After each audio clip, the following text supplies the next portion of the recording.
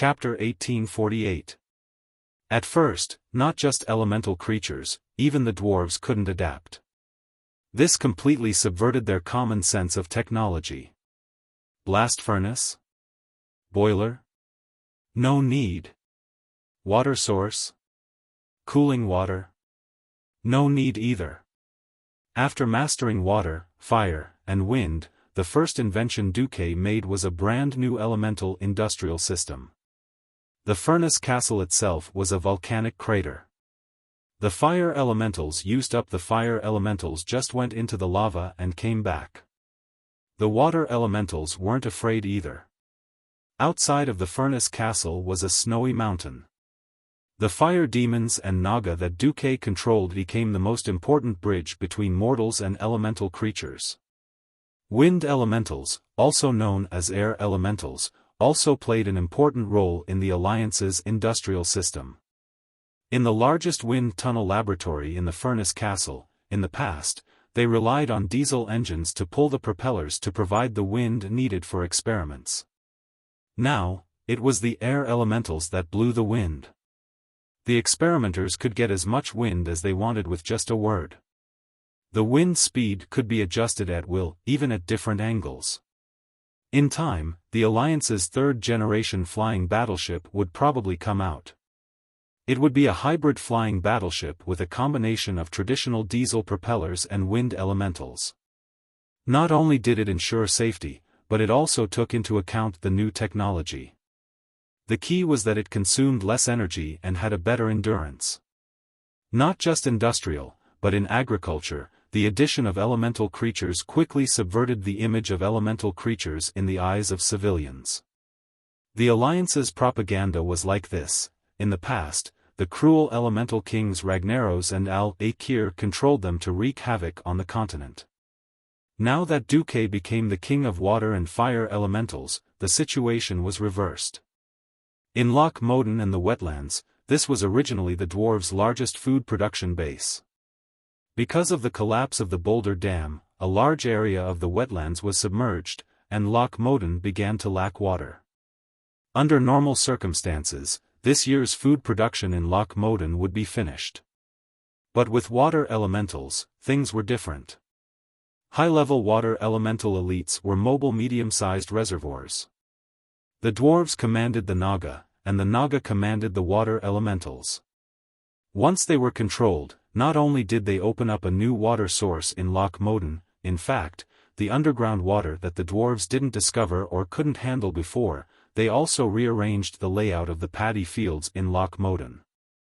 In the wetlands, a group of muddy water elementals with sand and mud would run into a big puddle and squat. Water leads the way, sand and mud are left behind. It didn't matter how big the puddle was or whether there were dangerous creatures such as crocodiles in it. It turned into pieces of soft mud that were rich in water. At the very least, with a little tidying up, transporting some soil over, and then using a bulldozer to flatten it, it would immediately become a piece of fertile farmland. As long as Neltharion was settled and the Boulder Dam was rebuilt with cement, the wetlands would become a major grain-producing province in less than 2 years. It would be thousands of miles of fertile land that belonged to the dwarves. Not only the dwarves' territory, but the entire Alliance's territory, from the northernmost Sin Dorii kingdom all the way to the south, to Lordaeron, Stromgard, Alterac, Gilneas, Dalagen, Stormwind, and finally Kurtiras, who had started building a new royal city in Stranglethorn Vale, were using the opportunity of the cataclysm to transform the landscape and carry out more scientific redevelopment of the land. Apart from the Night Elves who had always adhered to the doctrine of nature, all the races and kingdoms of the Alliance used this opportunity to reform themselves.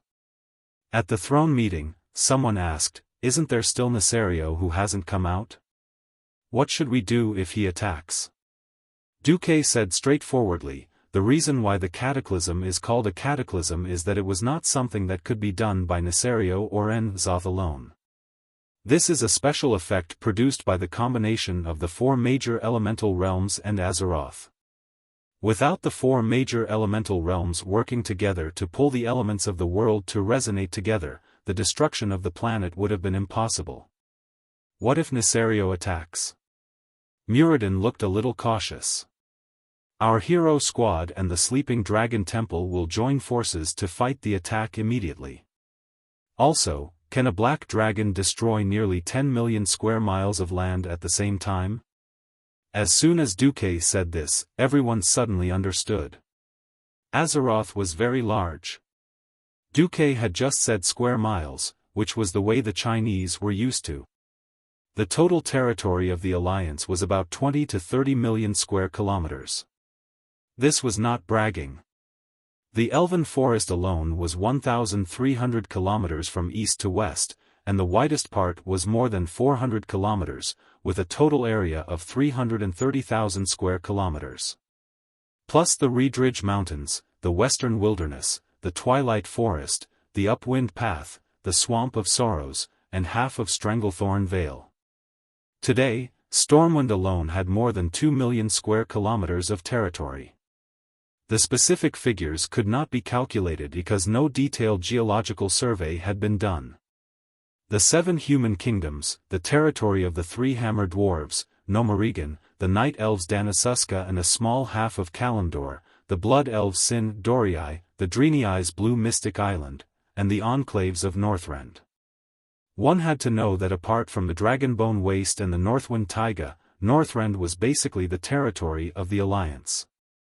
The ratio of square miles to square kilometers was 1:58. 20 million square kilometers might be considered small.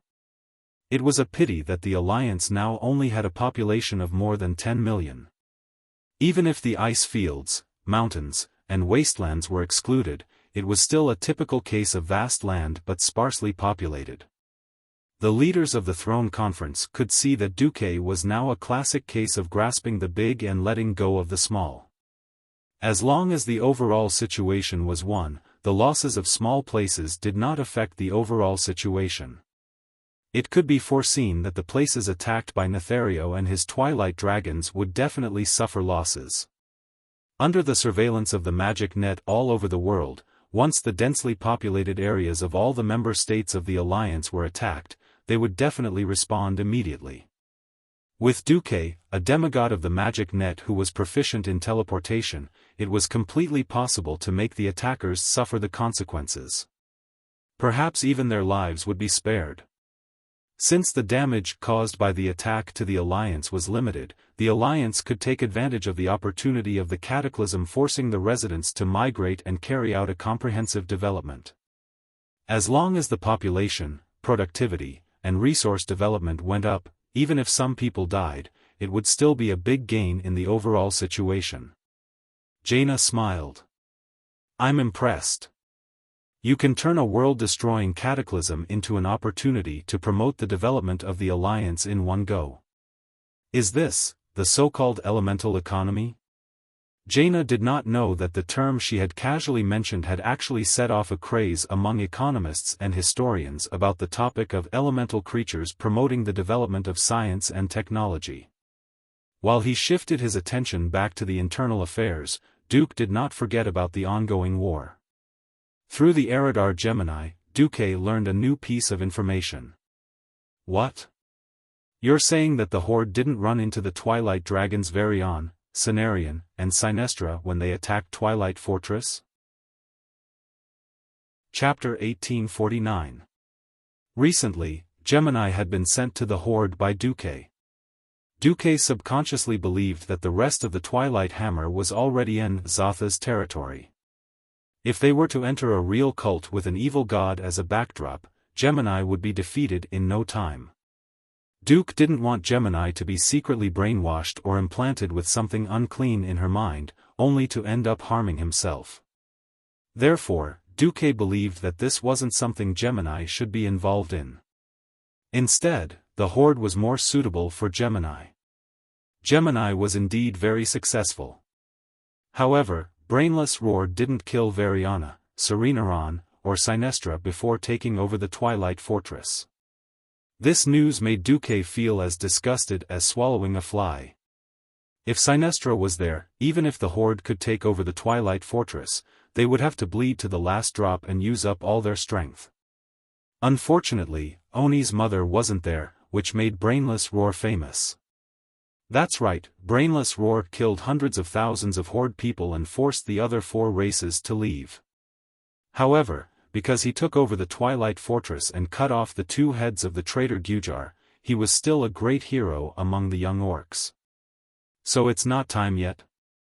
Although Duque had messed with the goddess of fate countless times and was about to complete the great achievement of taming fate, fate would occasionally throw a tantrum at Duque, which made Duque feel like he couldn't completely understand it. Duque kept causing trouble, and fate's hand kept trying to fix the flow of fate. It felt like if he didn't intervene when the other party was about to die or when there was a big change in fate, it would be difficult to ruin the path of fate. Just like how Duque tried to kill Thrall when he was still a baby, but he didn't succeed. Master, do you want us to take advantage of the chaos in the Horde to control that Grim Totem, and have her assassinate Thrall?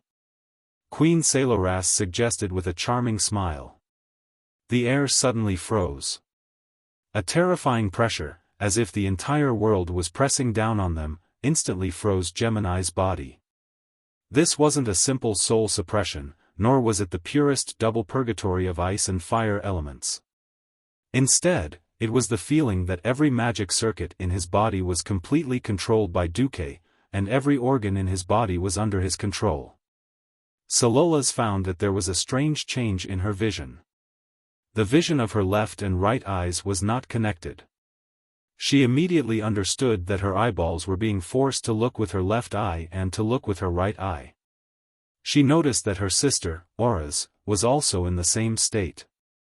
Duque was using such a terrifying and strange method to tell her that the Gemini twins were only his slaves. My puppet. Do whatever I tell you to do, but don't touch anything that you shouldn't do.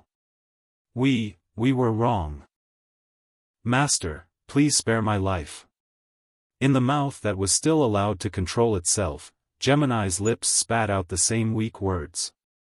When she regained control of her body, Gemini was completely drenched, as if she had been fished out of the water. After telling Gemini to get out of here, Duque fell into deep thought. At this time, Duque received a soul message from his mount. Duque sent a telepathic message over. Onyxia, I have something for you to do. At this time, Alexstrasza was preparing to hold a dragon meeting in the Wormrest Temple. Although Duque, the mortals, and the guardian Hyjal formed by the god of the wilderness had joined forces to thwart the conspiracy of Lager and al-Akir, the threat of the Twilight Hammer was still not eliminated. Therefore, the Red Dragon Queen Alexstrasza decided to convene the Dragon Kings and the Backbone to hold a meeting to deal with the Twilight Hammer. Before the meeting, Alexstrasza and Krasis communicated in the Ruby Temple at the bottom of the Wormrest Temple, but the meeting ended on bad terms. The Queen said, the mortals have done too much to protect this world. After all, this cataclysm was caused by the traitor Nesario and En-Zoth. We, the Wormrest Temple, cannot remain silent. I want to gather all the dragons and attack the believers of the Twilight Hammer on a global scale. Krasis was stunned. All the dragons, including the black dragons and blue dragons? Of course, they are also an important part of the Wormrest Temple. I think the blue dragons have not recovered from the loss of Maligos, so we should not send them out so hastily. Moreover, among the black dragons, Onyxia is the only black dragon who is willing to obey the orders of the Wormrest Temple. We should get rid of them. Humph. Could it be that the bronze dragons and green dragons also have their own missions? In the end, just like the previous times, only the Red Dragon Legion will charge and break through the enemy lines? Cleostras, you are too selfless. Nesario is the common enemy of the 5-color dragons. I have decided to hold a meeting of the dragons as soon as possible. I will squeeze enough combat power from the various dragon kings.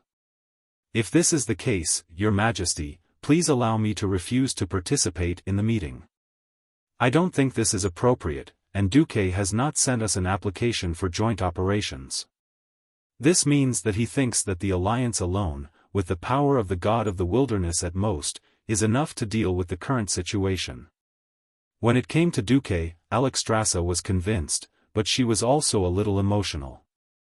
Pay attention.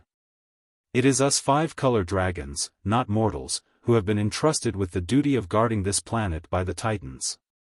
It is an unexpected surprise for mortals and native creatures to contribute to the protection of this world, not an obligation.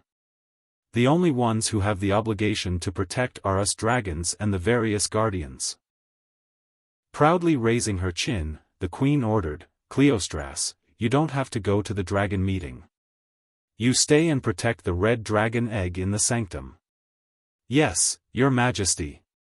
Krasis lowered his dragon head. Alexstrasza spread her huge dragon wings that seemed to be able to cover a small town, spread them high, and disappeared from Krasis' sight in a few moments.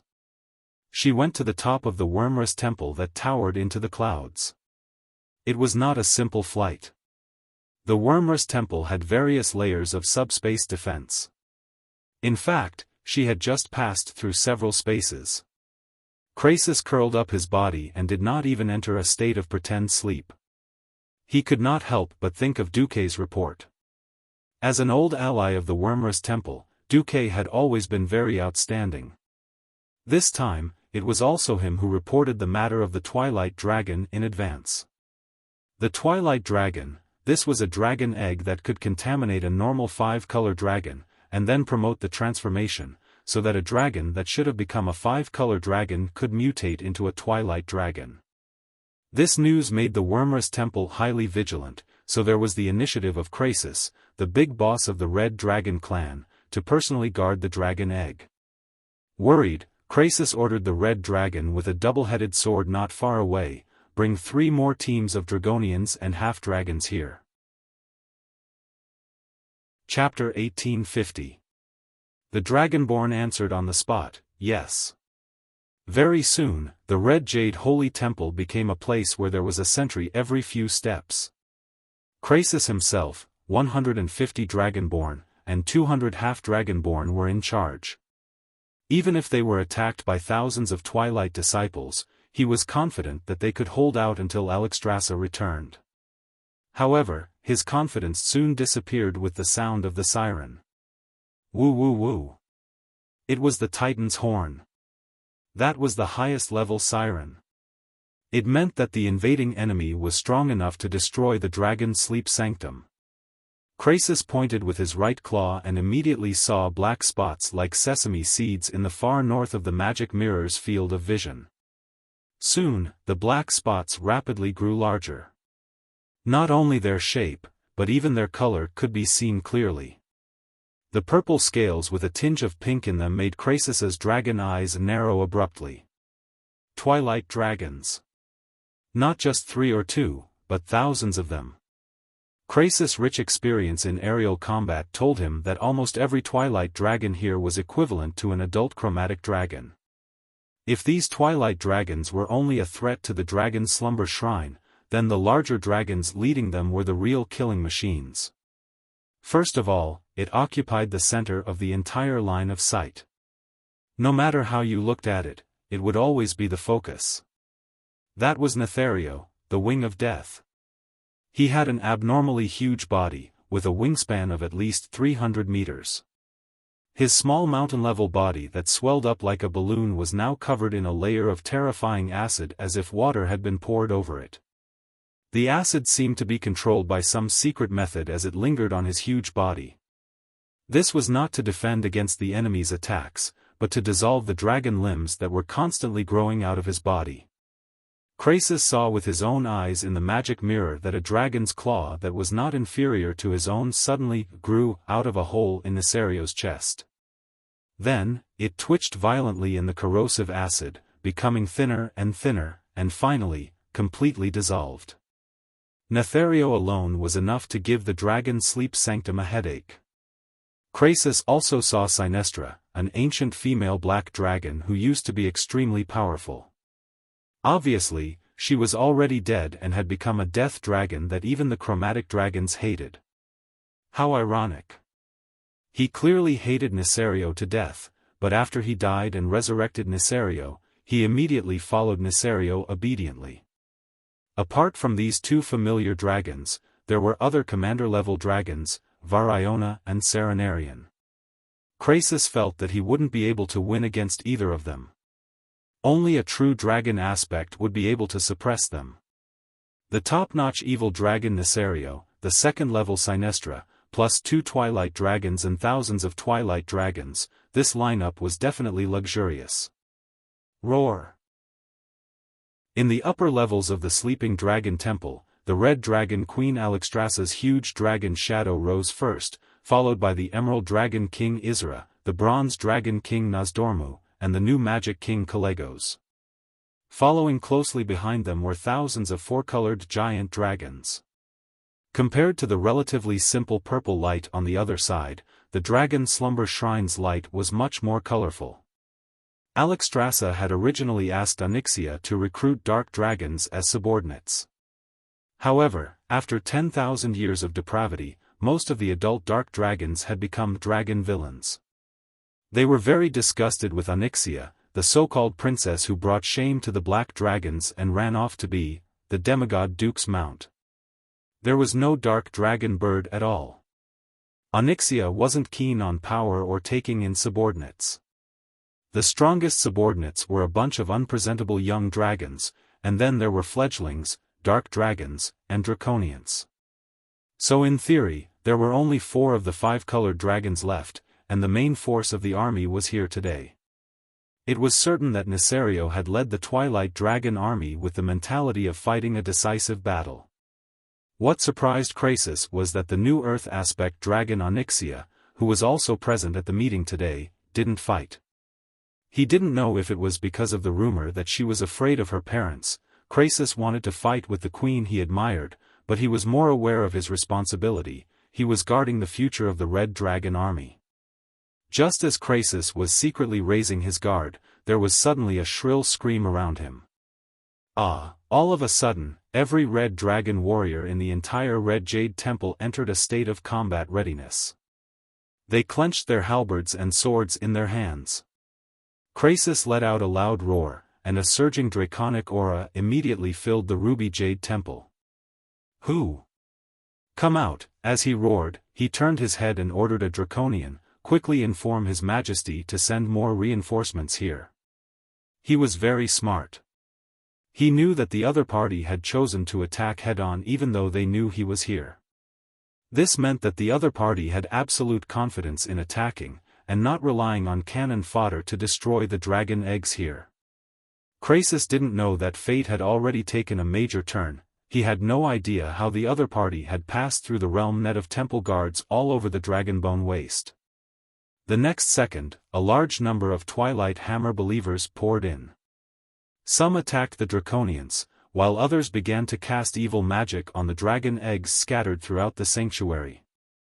Krasus, of course, immediately attacked these invaders, but he couldn't use breath or magic, because spells with a wide attack range would destroy the dragon eggs. He could only use the most basic physical methods such as grabbing. He wasn't too worried about the situation in front of him, because in terms of combat power, the Red Dragon Guards had the absolute advantage. And as several adult red dragons that were patrolling nearby received the news and rushed over, the battle suddenly became one-sided. "It's safe." Just as Krasus had this thought, an adult red dragon in front of him was instantly torn apart. Scarlet blood spurted out of the dragon's head. Like a dying earthworm, it tumbled violently on the floor of the sanctuary before it hung down and stopped moving. "Who?" Krasus was shocked. He could clearly feel the powerful aura of the giant dragon outside the gate of the sanctuary. That was a terrifying aura that far surpassed that of the ancient dragon. Those who could have such power were all of the strongest in the dragon race. Usually, only the direct bloodline descendants of the Dragon King could have such strength. That kind of dark power was so dense that just feeling it made him shiver. For a second, Krasus almost thought that Onyxia had betrayed him, or that Nefarian had resurrected. Obviously not. A huge black dragon that he had never seen before stepped into the Red Dragon Holy Land. "Hello. Cleistras, please allow me to introduce myself." My name is Lazio. Chapter 1851. In the face of a black dragon that had the right to call itself a prince, Krasus felt a lot of pressure. At that moment, he did not notice that a chaotic historical event that should not have happened was happening, or rather, had already happened. In the original history, before the cataclysm, there was an Azeroth version of Orphan Zhao. The Red Dragons were actually a race that was equivalent to the Virgin Mary. Among them, there was a dragon named Riastasa who was looking for a pure black dragon egg that had not been invaded by evil. Because she was thinking, if she could somehow find a pure black dragon egg, then it could prove that the black dragons could still live freely in the world without being bewitched by the ancient gods. After all, the mission of the Red Dragons was to protect life. Getting rid of every black dragon in Azeroth was against their purpose. But if the Red Dragons could find a way to redeem the black dragons, then it meant that there was hope for them to continue living. The problem was that the wings of death had been corrupted by the ancient gods, and since the ancient war, he had been the enemy of his fellow dragons. The black dragons under his command had also become his minions. One after another, they had become a group of crazy, neurotic fallen black dragons. But would there be a dragon that could lay a pure dragon egg that was not affected by the ancient gods at all? And if it was not controlled by the wings of death and the evil power of the ancient gods, what would the future of this dragon be? So, the Virgin Mary Red Dragon Riastasa caught a female black dragon, Nishiandra, and forced her to study how to lay eggs. In the end, she laid an egg, and it was a very rare egg that belonged to the wings of death, Nisario. For this matter, be it the wings of death who was frantically searching for this egg or the Red Dragons, they were all caught up in this whirlpool. Moreover, this egg had its own will even before it was born. When the egg, although not yet out of the shell, developed to a maturity level where it could think independently and carry out plans, it sent out a cry for help to a group of sneaky fellows who were proficient in stealing and could even come and go freely under the eyes of the Red Dragons, the thieves of Ravenholt Manor. Thus, there was a strange case of the dragon egg disappearing. After many twists and turns in the plot, the Black Dragon Prince Razio was born. With the help of all kinds of resources, he quickly grew into a powerful dark dragon and called himself the Last Dark Dragon.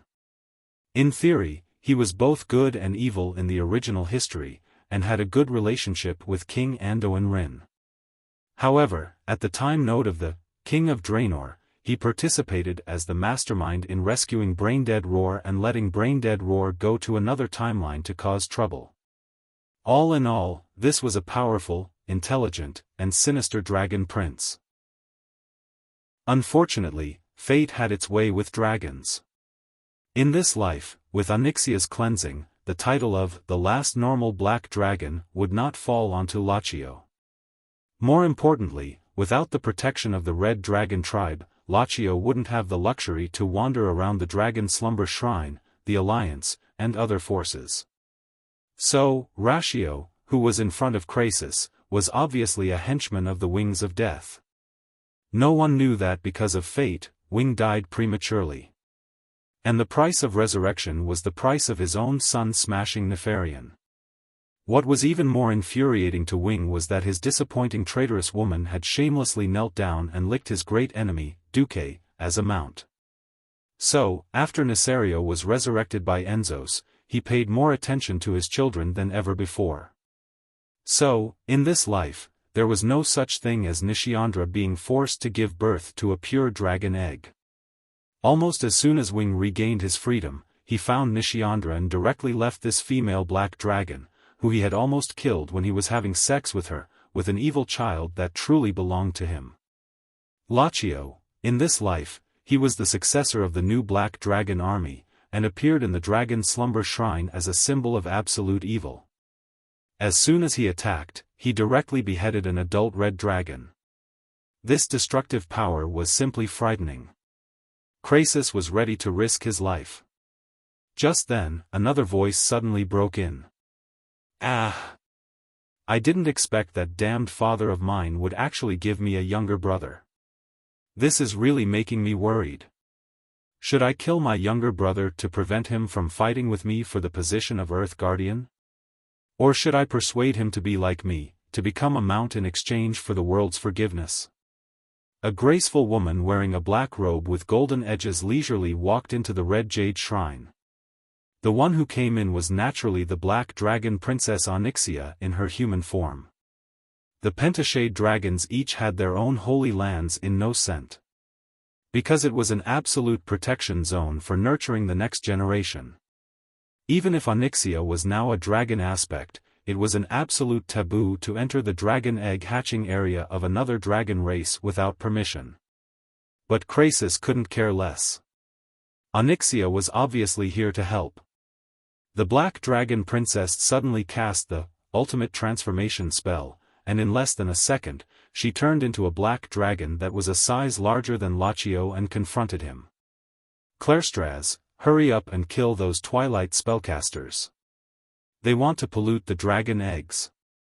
If necessary, even the dragon eggs must be purified with dragon breath. After saying that, Onyxia flapped her wings and pounced towards her younger brother. It was not uncommon for a battle between two demigod colossal dragons to turn into an earth-shattering one another. It was Duque who ordered her to save the day. If the red dragon race's dragon eggs were all destroyed by the shockwaves of the battle, the red dragon race would eventually go berserk. It would be better if she didn't come at all.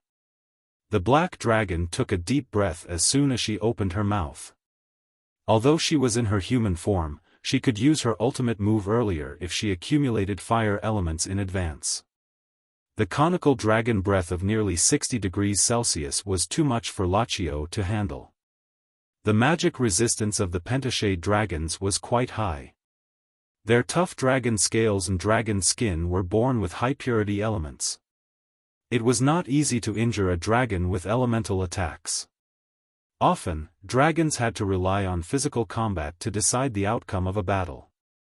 Onyxia's deep breath seemed to have broken this rule. Lazio jumped backward as if he was jumping. His wings flapped continuously, and he almost screamed as he dodged this deep breath. How can it be so hot? Onyxia grinned and revealed a mocking smile. Don't you know who my master is? Chapter 1852. Ordinary flames could hardly threaten a real WIRM, let alone a demigod WIRM. Onyxia only knew how to use fire. Originally, with her aptitude, using the deep breath to its limit was not a big deal. Dealing with elites was indeed impressive, but dealing with commander-level enemies was starting to feel like it wasn't enough. This was determined by the upper limit of her vitality. Ever since Dumok took control of the Land of Fire and became the master of the fire elemental world, everything had changed.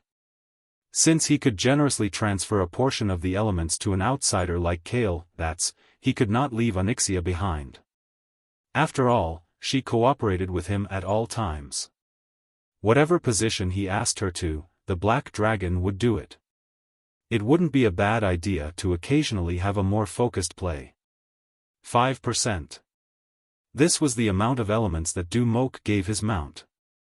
As the Land of Fire further integrated into the world of Azeroth, it communicated and complemented the fire elements of the entire world. In fact, the absolute amount of elements that this element took up was increasing by the day. Having external assistance and relying solely on one's own physical strength were two completely different things. At that time, Lachio also urgently spat out dragon breath to resist deep breath. Firstly, it was rushed, and secondly, there was an absolute difference in quality and quantity. The fire elements that he spat out were actually caught in midair by the more mysterious, deep breath, and rolled back to burn Lachio's dragon body. Ah! Lachio screamed and retreated from the passage to the Red Jade Holy Temple. He had to retreat. Onyxia, who was even larger in size, had already pounced forward. The Red Jade Holy Temple was located below the Dragon Sleep Temple. Although the space was not small even by the standards of a dragon, it was not suitable for a battle. For a dragon, most of the time, strength, agility, and vitality were directly proportional to its size. The larger the dragon, the stronger its overall attributes. In the limited space of the Red Jade Holy Temple, it could be forced to the point where there was nowhere to hide. It would become the most primitive wrestling. Looking at its size, Wuxia knew that he was going to lose. He could only retreat out of the Red Jade Holy Temple and fight for space. Onyxia pounced after him. Wuxia glanced at the battle in the sky north of the Dragonbone Waste and fled north without looking back. His father and mother were there, and according to the intelligence, they were the nemesis of his good sister. Although it was embarrassing, the Dark Dragon race was mostly people with no moral integrity. Losing face was better than losing one's life. Wuxia flew north without looking back. Right at this moment, he suddenly felt his massive dragon body stagnate. It was the illusion of suddenly falling into a pool of paste. Impossible! Wuxia exclaimed. What he said was impossible. He subconsciously believed that there was no existence that could use simple magic to imprison a demigod black dragon. That's not something a mortal can do. It wasn't something that a female black dragon like Onyxia who only knew how to play with fire would do. In his astonishment, Wuxia twisted his snake-like neck and looked behind him. He saw something that made his soul jump out of his body. On Onyxia's dragon claws, there was a huge ring-like object. This should be some kind of magic tool. Wuxia watched as his sister activated one of them, and then his body, which had just regained some mobility, immediately became sluggish again. Demigod tool? Normally, no demigod would inject a large amount of divine power to create a single-use magic tool. After all, it was quite exhausting and not beneficial. Coincidentally, there was a demigod who did this, and this demigod was undoubtedly Duque. He had engraved the Titan runes on the huge mithril ring so that he could instantly use the Titan's power to activate deceleration. That was equivalent to him casting a demigod spell himself. Even with the demigod dragon's magic resistance, there would be a moment of numbness. This was simply a waste, but in a battle between demigod dragons, this was undoubtedly the key factor that would tip the scales of victory. The massive black dragon princess seized the opportunity and pounced forward. She swept her dragon tail from a high angle and hit her brother's waist heavily. Every dragon's tail was different. Her dragon tail was just like a standard meteor hammer. Not to mention that the end was huge and oval, and there were a few extremely hard and thick spikes. Wuxia immediately let out a wail. Not only was his left rib pierced, but he was also pulled by the force of the attack, leaving several deep wounds that exposed his bones. The violent blow caused him to fall from mid-air. He crashed into the snowy field full of dragon bones. His colossal body smashed through several dragon skeletons in an instant. It was as if his actions had disturbed the souls of the sleeping dragons, and the dragonbone wilderness seemed to make a dissatisfied grunt at that moment. Sorry. My stupid brother. Since I'm here, I won't let you go to the north. In midair, Onyxia, who was flapping her huge wings, stared coldly at her blood relatives. Other families would at most fight. The Black Dragon family was simply asking for death. Wuxia knew that he had failed, not only in terms of strategy, but also in terms of combat power and combat experience. He was inferior to his sister in terms of elements.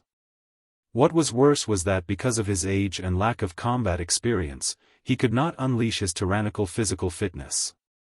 It couldn't be helped. He was controlled by his father, Nesario, as soon as he was born. His father was not a benevolent father.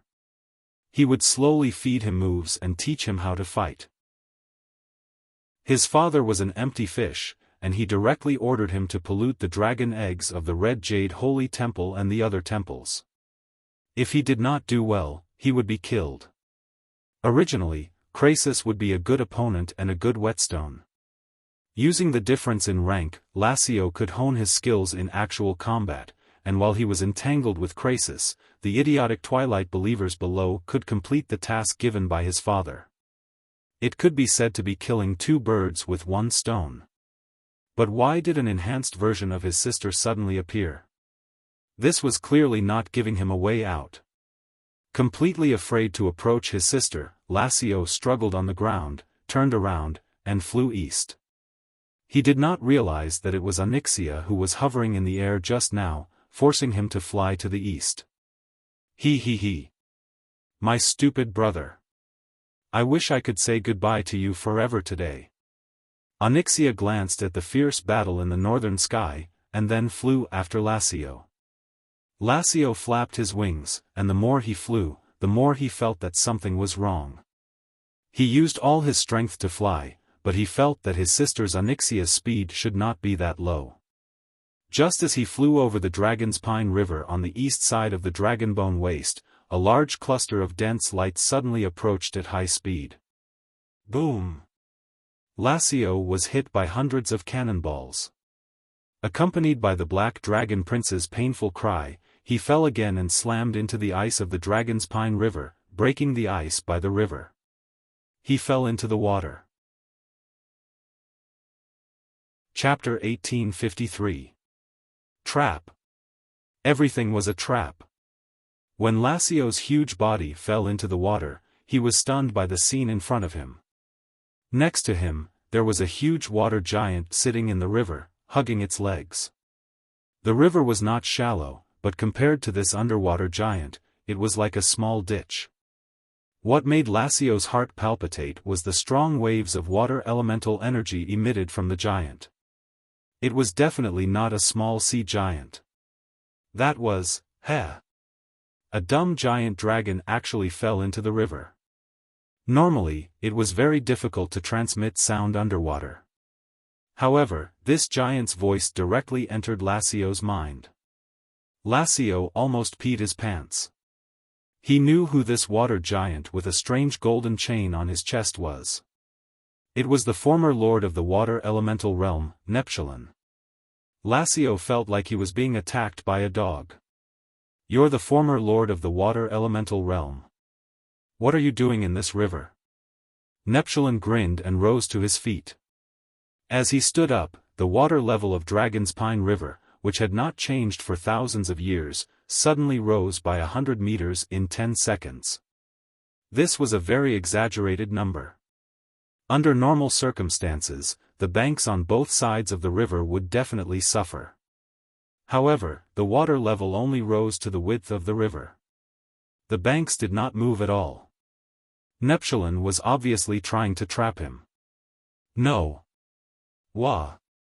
Lassio choked on a mouthful of water. At this moment, how could he not know that his opponent was here to kill him? He struggled to leave this strange water body. Unfortunately, he only managed to struggle for 3 seconds before several white lines of water closed in on him from afar. One of them was a petite female Naga, only slightly larger than a human. She was dressed in luxurious accessories, and judging from the golden crown on her head, she was at least a queen.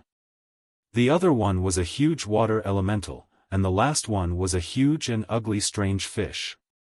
Neptulon, good job. This time, you've done a good job. The female Naga spoke with the voice of her soul. Neptulon's face showed a look of joy. It did not matter if it was fake or not. The Naga queen turned her head. Oh. It was actually the legendary Prince Ratio. What an honor to meet you. I am Queen Naga, the demigod of Lake Azeroth, Lord Emir, the Queen Regent of the tidal throne, Vashj. This is the first time we meet, and I believe it will also be the last time. With that, she raised her hand. Neptulon, Unstable Hydus, and Yusler, the 3 super thugs, grinned hideously as they pounced on Lachio. In the northern sky, an incomparably tragic internal war of the Dragon Clan was going on. As far as the eye could see, there were gorgeous and dazzling dragon breaths and flashing magic spells everywhere, and the air was filled with entangled battles. Whether it was the Wyvern Guardian of the Dragon Slumber Shrine or the Twilight Wyvern belonging to Nesario, they were all bloodthirsty, and used the fiercest means to deal with these enemies who were theoretically their compatriots. Perhaps the moment they met, a large cloud of murky and stinky blood rain would fall from the sky, or even scattered pieces of internal organs. With a flash, the dragon claw slashed down, and perhaps an entire row of ribs was neatly severed. In terms of combat experience, the four-color dragon warriors were obviously superior to the Twilight Wyvern. The aerial combat experience accumulated over the years was not something that the Twilight Wyvern, who grew up on stimulants and pills, could compare to. In the initial battle, the four-color dragon and the Twilight Wyvern had a shocking battle-loss ratio of 1:10. However, the Dragon Slumber Coalition army immediately discovered that something was wrong. The strength and physical fitness of the Twilight Wyvern were comparable to that of the four-color dragon. Their special ability was to create a unique Twilight domain space, and use this space to crazily absorb energy from the outside world to promote their own growth. As long as there was enough energy for them to absorb, they could grow rapidly. It only took a few months or even a few weeks for a Twilight Wyvern to hatch to adulthood, but it took hundreds or thousands of years for an ordinary dragon to hatch to adulthood. The terror of having Nesario in charge was reflected at this time. This was a terrifying characteristic that did not exist in the original history. Enzos had bestowed a terrifying halo effect on the Wings of Death. This terrifying halo, which covered an area of more than 10 kilometers, greatly strengthened the Twilight domain of each Twilight Wyvern. Not only was the domain larger, but the effect was also more amazing. As long as any energy transfer occurred in the Twilight domain, the energy would be absorbed. Whether it was the aftermath of magic that was cast, or the flesh and blood that fell from mid-air and passed through this space. Whether it was the four-color dragons or the Twilight Wyverns, as long as it was energy, it would be absorbed without any resistance. Many of the dragons found that their opponents suddenly swelled up as if they were inflated, and then their speed, agility, and vitality skyrocketed as if they had been injected with chicken blood. At first, the Twilight Wyverns did not have any brains and only knew how to fight by instinct. However, after a few rounds, as long as they did not die, they could use the energy absorbed from their surroundings to repair their bodies, and learn new tricks from their opponents to deal with the four-color dragon. Soon, the battle-loss ratio between the two sides changed dramatically. From the initial 1:10, it became 1:3. Sister. The Sleeping Dragon Temple is finished. Isra shouted. Alexstrasza, of course, knew that it would not work, but she really could not spare her hands. King against king, general against general, soldier against soldier. Just Nesario, who was as huge as a mountain, was enough for the few dragon aspects to suffer. Not to mention the addition of Sinestra, and the two Twilight Wyverns, Varion and Serenarian, who were quite capable of fighting. Varion and Serenarian were not as strong as the dragon aspects, but they could steadily suppress the ancient wyvern of the four-color dragon. After a few rounds, 3 ancient wyverns had been seriously injured and forced to retreat. In fact, if it were not for Nesario frantically chasing after his 3 former siblings, the Sleeping Dragon Coalition army would have suffered even more losses. At this time, a black dragon's shadow suddenly entered the field of vision of the two sides. Your Majesty Alexstrasza, the Ruby Jade Temple was ambushed by the black dragon Prince Ratio, but I took care of him. Now it is basically safe. The first half of Onyxia's words made the Red Dragon Queen's heart jump to her throat, but the second half made her feel for the first time that this junior was quite useful. The black dragon turned her head and taunted the 2 Twilight Wyverns who were obviously several sizes larger. Humph. Varion and Serenarian, right? Poor guys.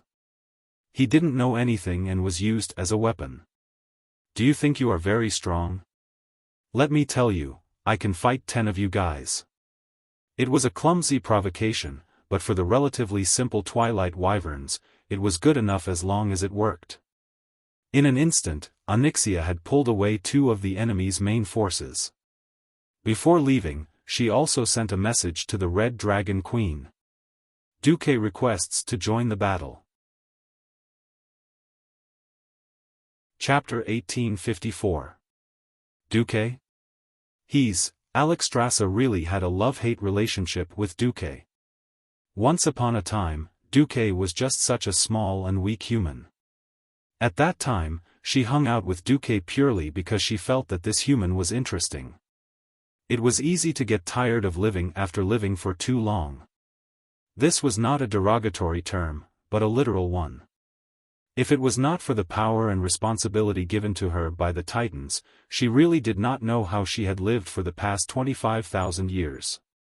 Perhaps she would have developed strange interests like some blue dragons. For example, falling in love with a well, or falling in love with the fairy sister, soul healer, in the graveyard.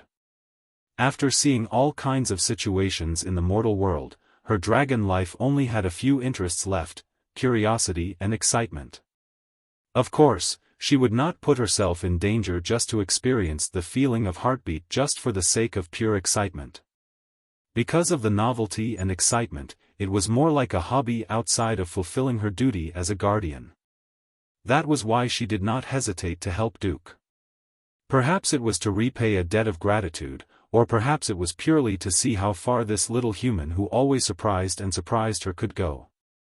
She did not expect that in a mere 20 years, not even 1,000th of her life as a dragon guardian, Duke Marcus, a human with meager strength at the beginning, had grown to a level comparable to her. Alexstrasza was a little conflicted. She was happy that Duque was strong. He was too strong. She was conflicted. She always felt that she had lived for 25,000 years in vain. Why could it not compare to what Duque had achieved in 1,000th of her time? Living for too long, living for too long. Dragon hearts would become a little conflicted. Mortals clearly looked very simple, so why did a monstrous peerless powerhouse like Duque appear? Not only was he strong, but he could also stir up the general trend of the entire world. Even she felt that all the dragon guardians and guardians were led by the nose by him. However, every single one of them was willing to do so because his actions were righteous and in line with the way of the heavens and the way of the Titans. Sometimes, when Alexstrasza looked at Onyxia, who had a terrible reputation and was cunning, and saw her intelligence plummet after being subdued by Duque, she would see a rare joy on Onyxia's face that was almost impossible for dragons to have. She couldn't help but put herself in Onyxia's shoes. If he became Duque's mount like Onyxia, would he? Every time she thought of this, the queen would feel like her heart was in a mess. This was practically a blasphemy against the duties of a Titan. She found it difficult to describe the complex feelings in her heart, but she forcefully pushed them out of her mind. Time returned to the present. For a moment, she was distracted, and she was almost hit by Nesario's huge claws. Fortunately, although Nesario's body size had increased, his speed and agility seemed to have decreased significantly, which gave her a chance to save him. She screamed in her heart, "I can't hesitate anymore. I am the leader of the Dragon Slumber Shrine. All the dragons are waiting for my command. A leader must never hesitate." As far as the eye could see, countless dragons were fighting in the sky. She already knew how terrifying the twilight dragons were. 10,000 years ago, Nesario had betrayed the Pentashade dragons, and the dragons that had once blotted out the sky had withered because of that battle. It took the four-colored dragons 10,000 years to barely restore their numbers to a less miserable state. If she cared about her pride and hoped to use the power of the Dragon Slumber Shrine to deal with the resurrected traitor, Nesario, she was afraid that the Dragon Slumber Shrine would suffer more damage than the last time. The enemy in front of her was strong, and she was weak. Even if she won, it would only be a Pyrrhic victory. What about the void battlefield in the future? Alexstrasza gritted her dragon teeth and spread her divine thoughts. "Duque. I know you're here. Come and help. I know what you're thinking. The Dragon Slumber Shrine will be the most loyal ally of the Alliance in the future." Her spiritual call instantly received a reply. Yo! I wanted to make a move a long time ago, but I was afraid of interfering with the internal affairs of the Dragon Slumber Shrine. Pfft! You make it sound like you didn't have a part in the first siege against Nesario. The man and the dragon teased each other. Everyone knew that the little knot in their hearts had disappeared without a trace. Originally, the Dragon Slumber Coalition army did not know how the Alliance would make a move, but they soon found out. Woo woo woo, it was a strange sound coming from the east of the Dragonbone Wilderness. Many twilight dragons turned their heads to look to the east in a daze, but the four-colored dragons came to their senses and squatted down with their hands on their heads. Oh, no, it was a gesture of self-defense. Countless artillery shells gathered into a torrential rain of artillery shells that were denser than locusts. They crossed a distance of 10,000 meters and blasted toward the area where the dragons were fighting fiercely in mid-air.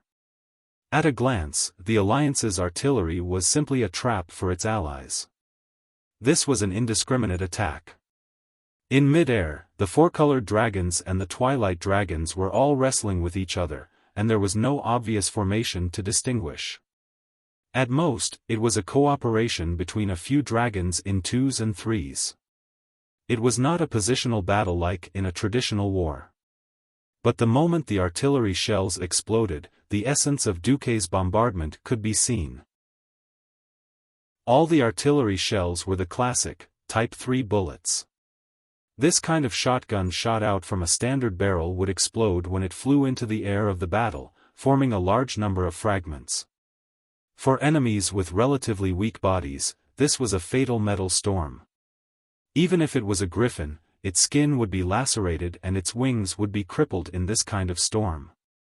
For a giant dragon that was covered in dragon scales and dragon skin that could be said to have thick skin and flesh, and even the dragon's eyes had a layer of extremely hard cornea, the lethality of the shrapnel was almost zero.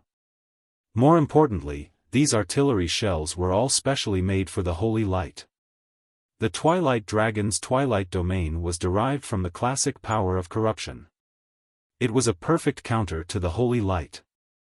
This meant that the four-colored dragons were completely fine, while the twilight dragons cried out in pain as if they had been splashed with acid. It was like a cooperative game. As long as the option, friendly damage, was not ticked, you could casually stab your teammates and be fine.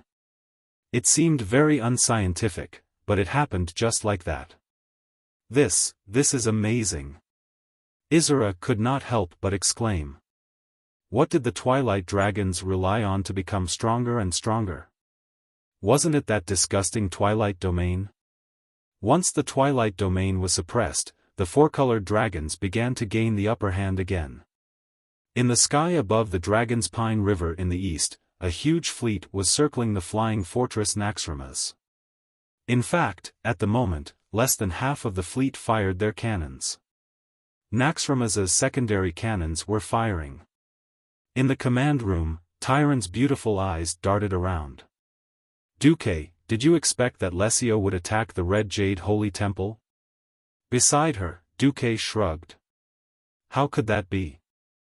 I only expected that Nesio would choose to attack the dragon eggs of the four-colored dragons. Chapter 1855. To be honest, he really did not think that sending Oni would actually catch Lachio. In fact, he did not even know if Lachio still existed in this world. Unfortunately, Tyron pouted and crossed her arms, looking as if she did not believe him. Duque almost choked to death. Damn! Is this considered pretending to be the god of prophecy too much that people don't believe me even if I fail? At this time, Vashti's magic message came. That new black dragon Prince Lachio is almost done. What should we do? In the magic mirror, Vashti's red hair floated in the water, giving off a different kind of sexiness. Duque was not in the mood to appreciate it. He rubbed his chin, weighing the impact of Lachio's life and death.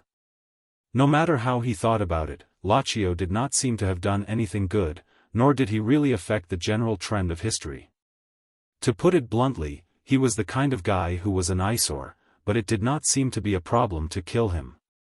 Duque hesitated for 3 seconds, then made a throat-cutting salute. Remember to annihilate his soul. In the scene, the Black Dragon Prince, who was supposed to be a part of history, was dancing in the water. He was dragged deeper and deeper into the water by Neptulin, who was a rough man underwater. He was tossed and turned by the waves, and he sank deeper and deeper into the water. Luxia was chased all the way from Dragon's Pine River to the sea by a group of ferocious underwater bosses, through the east side of the ancient beach, and all the way to the deepest trench. A dragon soaring in the sky falling into the water was a huge mistake in itself. Now, Luxia had to pay the price in advance for his undisplayed ambition and possible mistakes. Perhaps this was unfair to a formidable dragon, but since he had chosen Nesario's side, then he was sorry. Hydas, Tidewalker, Yusler, and Neptulin swarmed forward. They continuously used various water attacks to create wounds on Luxia's body, weakening his vitality. When his speed and strength dropped drastically, Marogri the Tidewalker threw a huge anchor into his waist. Then, Neptulin threw a thick black chain and strangled his neck. Then, Hydas covered his limbs with high-purity water elemental energy. Finally, Yusler pounced on him and bit his neck. "Spare me." That was Luxio's last plea. It was too late. Pfft. The dignified Black Dragon Prince died sullenly in the deep sea. Vashti quietly sat in the shallow waters, casting spells as she gazed at the offering in the sea. She was suppressing and erasing Luxio's soul. On the east side of Dragon's Pine River, a neat array of cannons kept firing. The artillery finally angered Nesario, who ordered the Twilight Dragons to attack the Alliance's air force. Under his command, Valriona and Thanarion, who were being kited by Onyxia, turned around and flew east towards the Alliance's air force. An ear-piercing alarm sounded in Naxxramas almost instantly. Unlike the previous Level 2 alarm, it was preparation for an attack. This was the alarm for an enemy attack. The Alliance soldiers in the intelligence room of the stronghold observed the incoming enemy through the mage's eyes in Dragonbone Waste, as well as the stronghold's own enemy tracking system and binoculars. They stared dumbfoundedly at the dragons in the sky. The Alliance had experienced many battles since its establishment. Since Naxxramas fell into the hands of the Alliance, it had also experienced several battles, but it had never tried to fight such a large group of dragons. The last time it faced a large-scale attack was in Northrend, against the gargoyles of the Lich King Arthas. The purple-red Twilight Dragons approached quickly. They spread their wings and rode the wind, sweeping over from the battlefield 10 kilometers away. 10 kilometers, which was 10,000 meters, sounded very far. For these flying behemoths, it would only take a few minutes. They're really fast. Bulang Bronzebeard stared at this scene on the monitor and couldn't help but curl his lips. Boys, use the armor-piercing bullets. Grenades are useless against these big guys. The 3 holy light projectiles had been proven to only be used for harassment, not to kill them. Bulang shouted, old-style main cannons. Fire in unison. Cannonballs triggered by TNT explosives were continuously fired from the muzzles of the stronghold. Even though the new cannons were all equipped with brakes to reduce the reaction force, they didn't dare to fire in a real sense. The continuous impact still caused the entire stronghold to move nearly 10 meters to the east. Under the surveillance cameras controlled by the observers, Bulang clearly saw that the old-style cannonballs, even after being treated with holy light, still couldn't penetrate the tough skin and scales of the Twilight Dragons. Although some of the Twilight Dragons' wings were damaged, they only slowed down. Anyway, after a round of cannonballs that seemed to shake the earth, not a single Twilight Dragon fell in midair.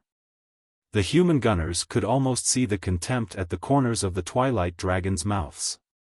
Taking advantage of the intermission of the human cannons, these dragon-shaped monsters created with evil secret methods quickly closed the distance between them and the flying stronghold.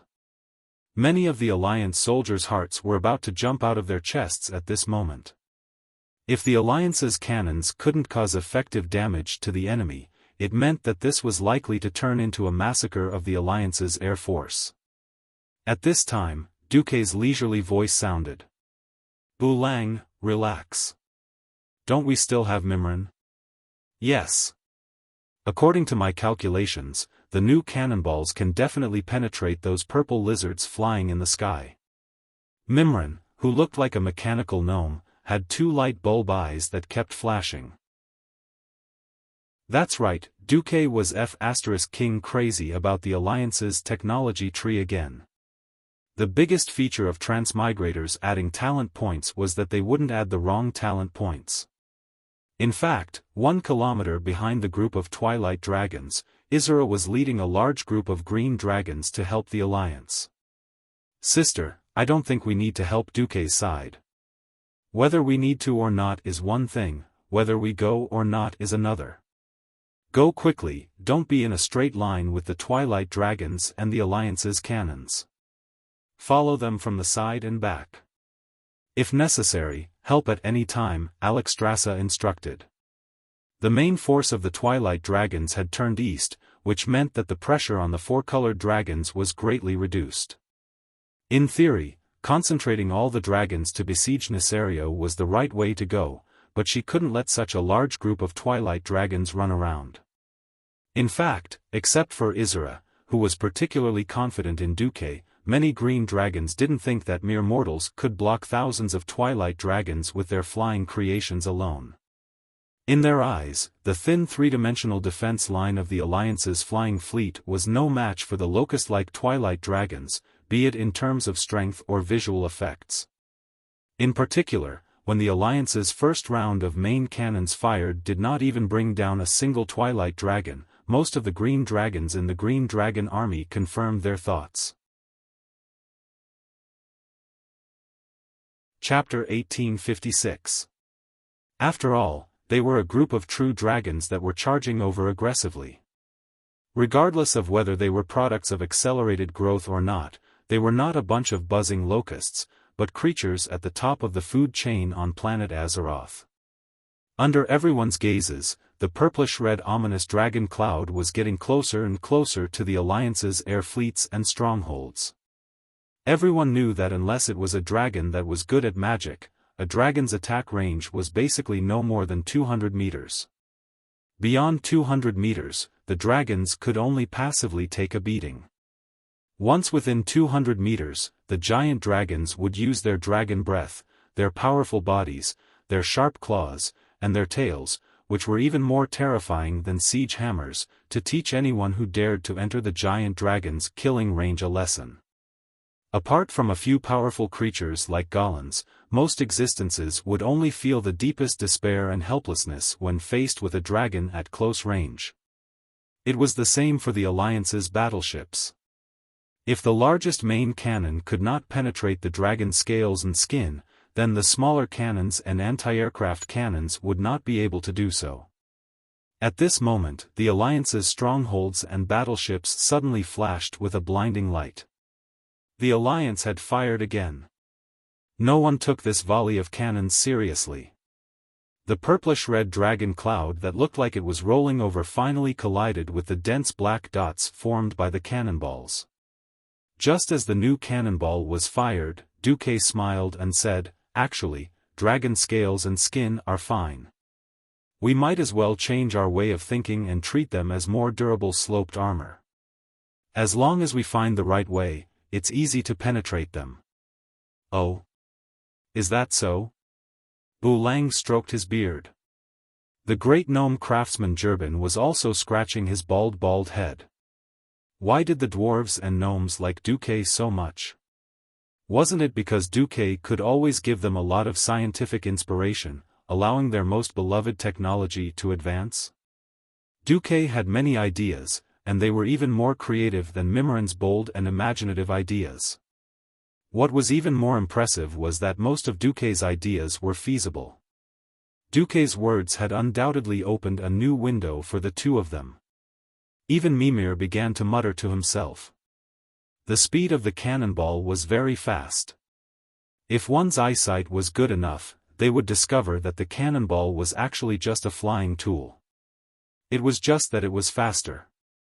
The cutting-edge cannonballs tore through the atmosphere at high speed. Some of the cannonballs even left long white lines as they passed through the clouds. The metallic afterimages pulled out beams of light in the air and pierced into the group of twilight dragons like sharp blades. This time, these creatures that came from the Black Dragon King's family's Black Technology Laboratory were not so lucky. In an instant, their wings or bodies were pierced. Perhaps it was because of the amount of gunpowder in the shell, or some other reason. Only about 100 twilight dragons howled as they fell from the sky, sprinkling a foul and evil rain of blood. Even so, there was a burst of loud and clear cheers in the fortress command. Hooray! Success! We've finally defeated those damned lizards. He had only killed less than 100 twilight dragons, which was a negligible loss for a group of more than 3,000 dragons. Hidden behind this small victory was the victory of mortals and technology. The Alliance's technology continued to develop, and today, they could already use their own new inventions to deal with the creatures at the top of the food chain on this planet, the giant dragons. It was not difficult to envision that in the near future, weapons that could kill demons on a large scale could be developed. This was what encouraged the party of technology, which was led by the dwarves and gnomes. Gerben almost jumped in front of Duque and shook hands with Duque. Congratulations, your tungsten core armor-piercing shell was a success. Duque replied with a smile, it's our tungsten core armor-piercing shell. Gerben said with great sincerity, no, no, no. Without your idea, none of us would have thought of such a method. We're just the processors of science. Duque said something extremely cool. Then, I'm actually just standing on the shoulders of the giants of science. At this moment, even Bulang, who was commanding, and Mimiran, who was watching the battle, as well as the dwarves, gnome scientists, and craftsmen, were all in awe of Duque. The tungsten core armor-piercing shell was something that Duque had created using his transmigrator knowledge. The tungsten core armor-piercing shell was actually an excellent armor-piercing shell developed after the 1970s on Earth. The warhead of this armor-piercing shell used the principle of shell removal and the new structure and materials of high-density tungsten alloy. It had characteristics such as high initial velocity, low trajectory, short flight time, high accuracy, and great penetration power. It could effectively deal with fast-moving targets. The density of the core was high, and it was the complete opposite of hard steel or tungsten carbide cores that would shatter during the penetration process. The tungsten alloy core was more malleable and could penetrate armor by splashing. It had excellent secondary penetration characteristics, and it was more effective against large angles, sandwich, and multi-layered composite armor. It was widely used in large-caliber guns and small-caliber artillery shells at home and abroad as ammunition against lightly armored targets such as armored transport vehicles and attack helicopters. It just so happened that Azeroth had discovered the tungsten, and Duque had conveniently used it. Originally, with the industrial foundation of the Alliance, it was not enough to produce such a beautiful tungsten core armor-piercing shell. With Mimiran's workshop, this problem was easily solved. However, to avoid provoking the Dragon Slumber Temple, Duque had deliberately ordered the armor-piercing shell to be filled with less gunpowder and not use additional fragmentation structures. However, Duque had ordered the engraving of some fire elemental runes. Otherwise, this round of bombardment alone would have been enough to teach those stupid twilight dragons a lesson. If they survived, they would have to remember to take a detour when they saw the Alliance's warships in the future. In fact, the twilight dragons that were hit this time, unless they were especially unfortunate and had been hit by dozens of cannons, they would not die. Most of the twilight dragons that were shot would be injured but not killed. It was not the kind of fatal injury, but the kind that just happened to penetrate the dragon's scales and skin, but could not penetrate the flesh. Stimulated by this round of bombardment, the Twilight Dragons immediately roared and accelerated towards the Alliance's fleet. On the other side, the Green Dragon army was also shocked.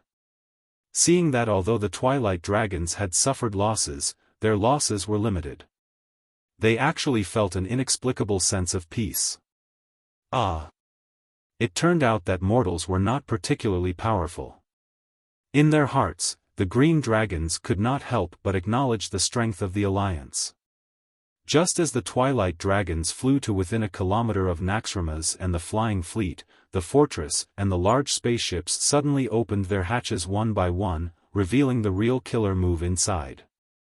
The entire airspace suddenly flashed with an incomparably dazzling fire. Chapter 1857. In the flying magic city of Dalajan, there were thousands of magic cannons of various calibers and different elemental power outputs. In the mouth of the dragons, the magic cannons that these humans and elves were so proud of were called weak, because they were the most superficial use of the elements.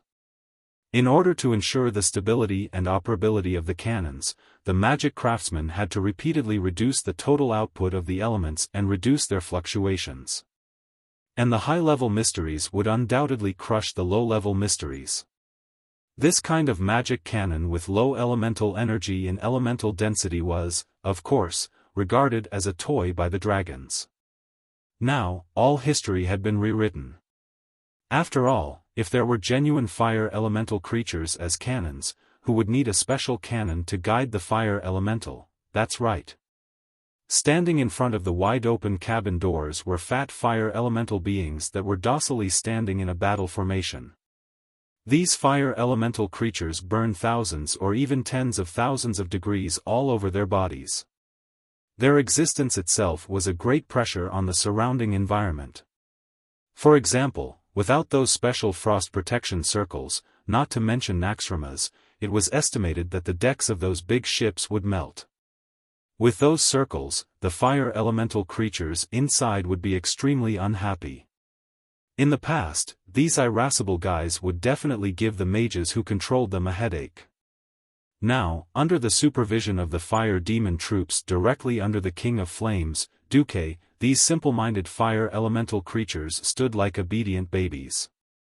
After studying the attack range of the fire elemental creatures, Bulang, the master of artillery, endured until the last kilometer before opening the hatch. It was not until the last 500 meters that he gave the order to open fire. Thick flaming arms rose up, and the purest and most primitive fire elements shot out from their palms. In the void near each battleship with fire elemental creatures, more fire elements could be seen connecting here through the void channel. From a distance, each battleship looked like a Titan battleship wrapped in a huge flame rune network. Whoosh! Whoosh! Whoosh! Whoosh! There was no deafening roar of the cannons, but the fire elements that poured out in 3 or 4 breaths had a terrifying destructive power far beyond that of conventional artillery.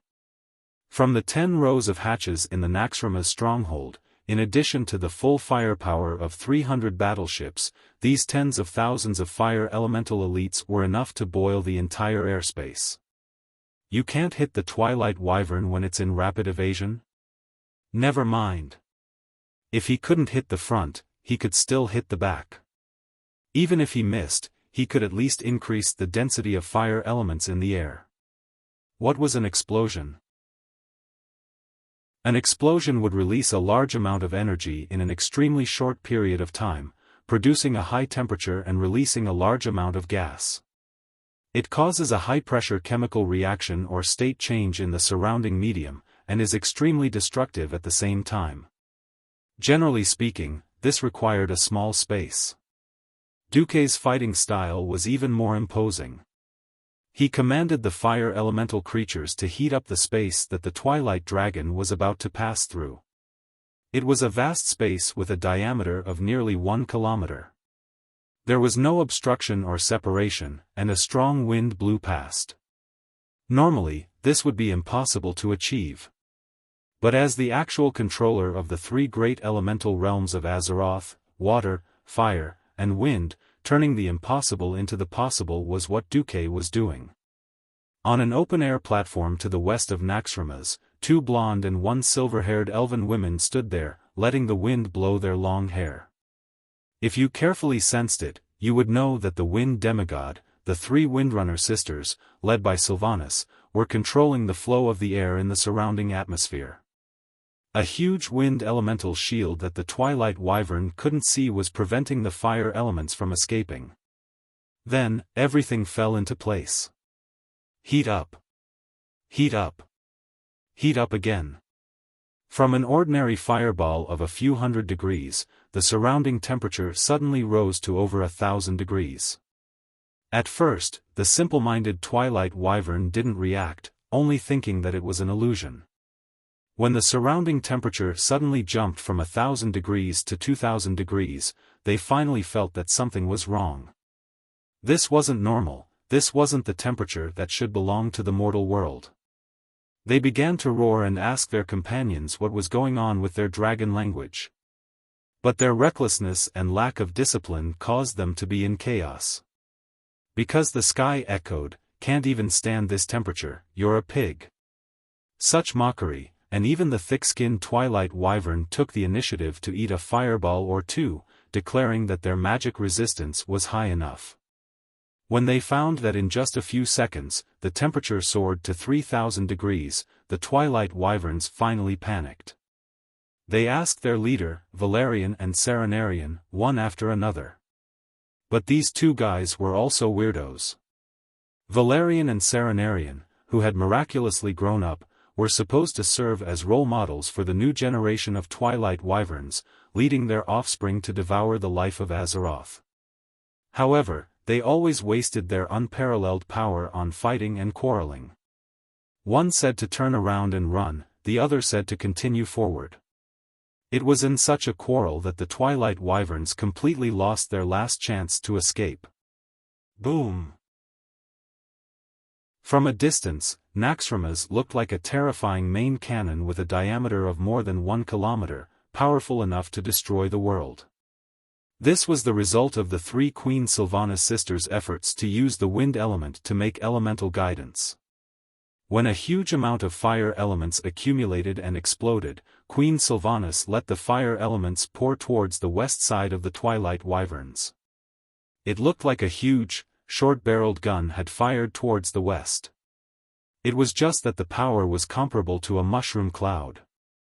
Even the initiators of the explosion, the Alliance soldiers, the fire demons, and the fire elemental creatures themselves were a little unsure that this explosion was their own masterpiece.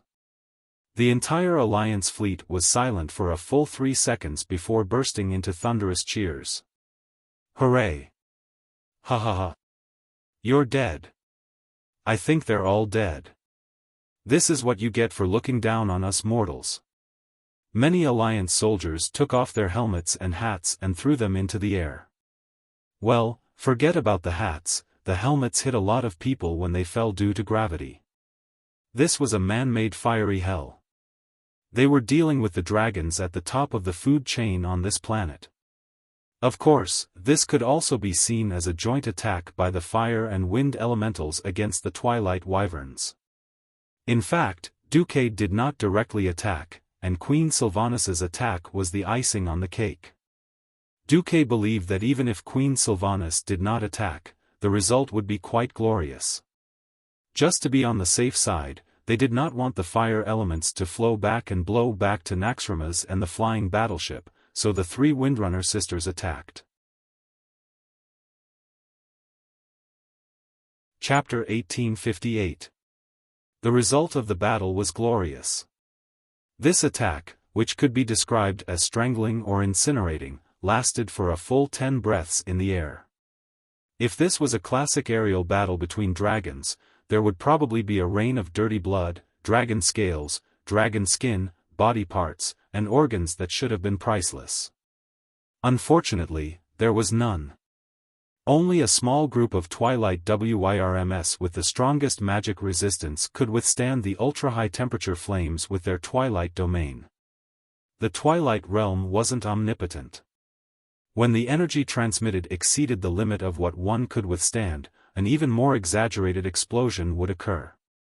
From start to finish, the energy burst out from every organ of the Twilight Dragon that could store energy, forming a larger second explosion. It looked more like a chain explosion. The lucky ones were directly swallowed by the fire elements and turned into burnt chickens, falling from the sky. The unlucky bastard had unluckily activated the Twilight domain in time and absorbed too much energy. As a result, he had been blown up and died without a complete corpse. Everyone who witnessed this scene was stunned, be it the Alliance who led the battle or the Green Dragon Army who were just bystanders. The dazzling flames didn't last long, and the death realm of fire quickly dissipated after losing its support. The Twilight Dragon was still wandering in the air like a wandering ghost, not knowing what to do. Now, there were only 3 to 5 of them left. The charcoal-like Variona and Serenarian were completely stunned. After coming back to their senses, they continued to fight among themselves. "It's all your fault. I said that we wouldn't have to die if we retreated. It's all your fault. We should have just charged forward." The 2 Twilight Dragon leaders were like idiots trying to drag each other down. They didn't realize that the Green Dragon Army had split up behind them. The main force had already started to fly back, but Izura and a few ancient green dragons started to climb rapidly and dive down. Oh! What a perfect timing! Izura glanced at the black figure that was diving down from the northeast at about the same height as her. Onyxia might not be good at fighting enemies head-on, but when it came to bullying noobs, no one was better than her. When Variona and Serenarian abandoned her and stopped chasing, she didn't pursue them. Instead, she followed Duque's theory of aerial combat and pursued height. Diving down from a high place was always easier than climbing up from a low place, and it was also more powerful. As a dragon aspect that controlled a portion of the fire elemental world's elements, Onyxia only needed a single thought for the fire elemental elements around her to follow her as she dove down at high speed. The fire elemental elements that had already begun to dissipate were sucked into her body at a speed faster than her dive. Her true form was that of a black dragon. From afar, Onyxia looked like a huge red dragon, drawing a cone-shaped formation of flames in the air. When she swooped down at high speed, she actually pulled out a long line of fire that resembled the tail of a comet. It looked as if it had already split the entire sky. The ferocious attack startled Valriona and Cenarian.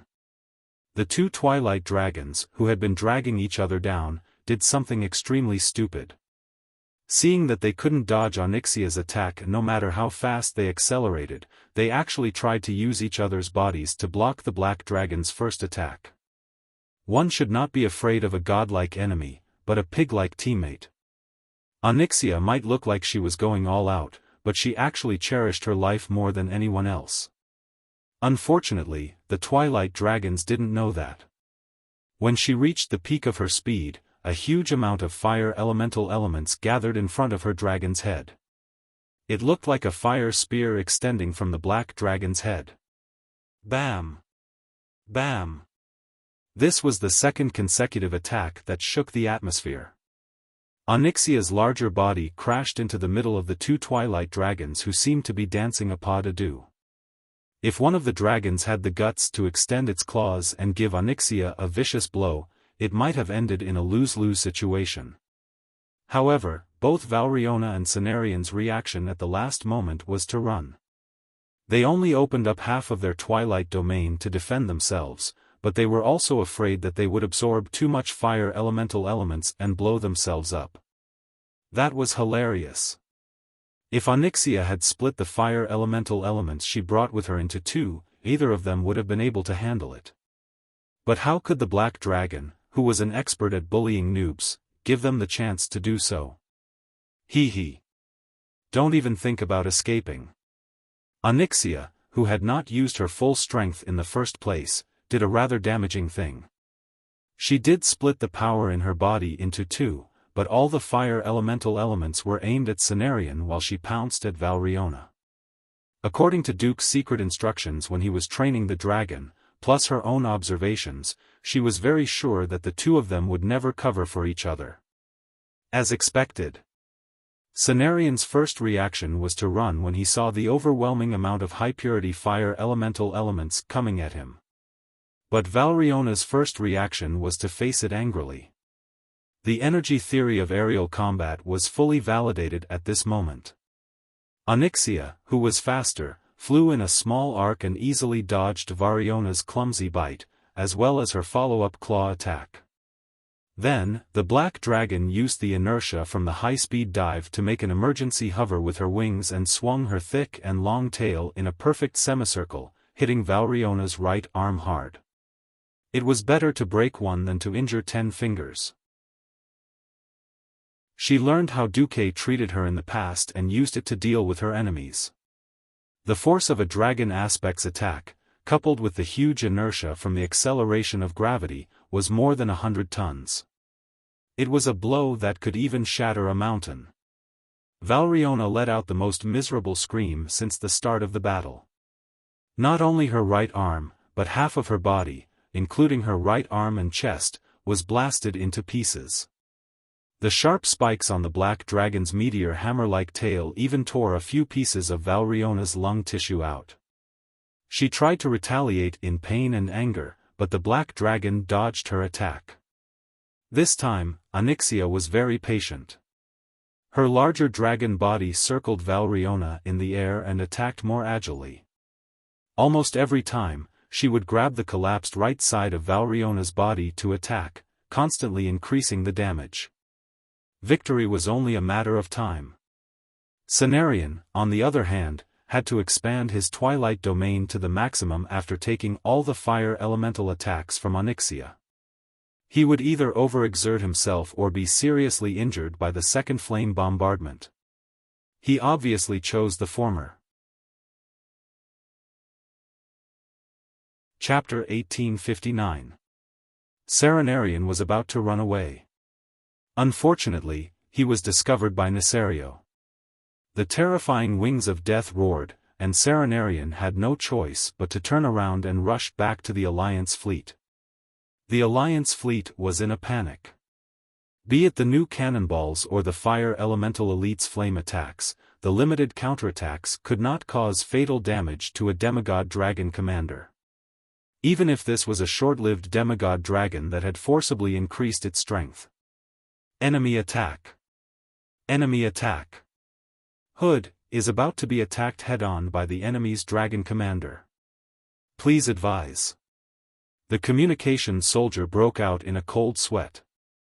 Not to mention the communications girl on the hood, even the captain was sweating. The scientific creations of humans and dwarves could not compare to dragons in terms of mobility. They could not beat it, nor could they run away. If they got close, they would die. However, in the communication mirror, the communications girl seemed to be listening to something. Then, she immediately turned her head and smiled. Sir Commander said, "It's fine." Duque said it's fine. Then it should be fine.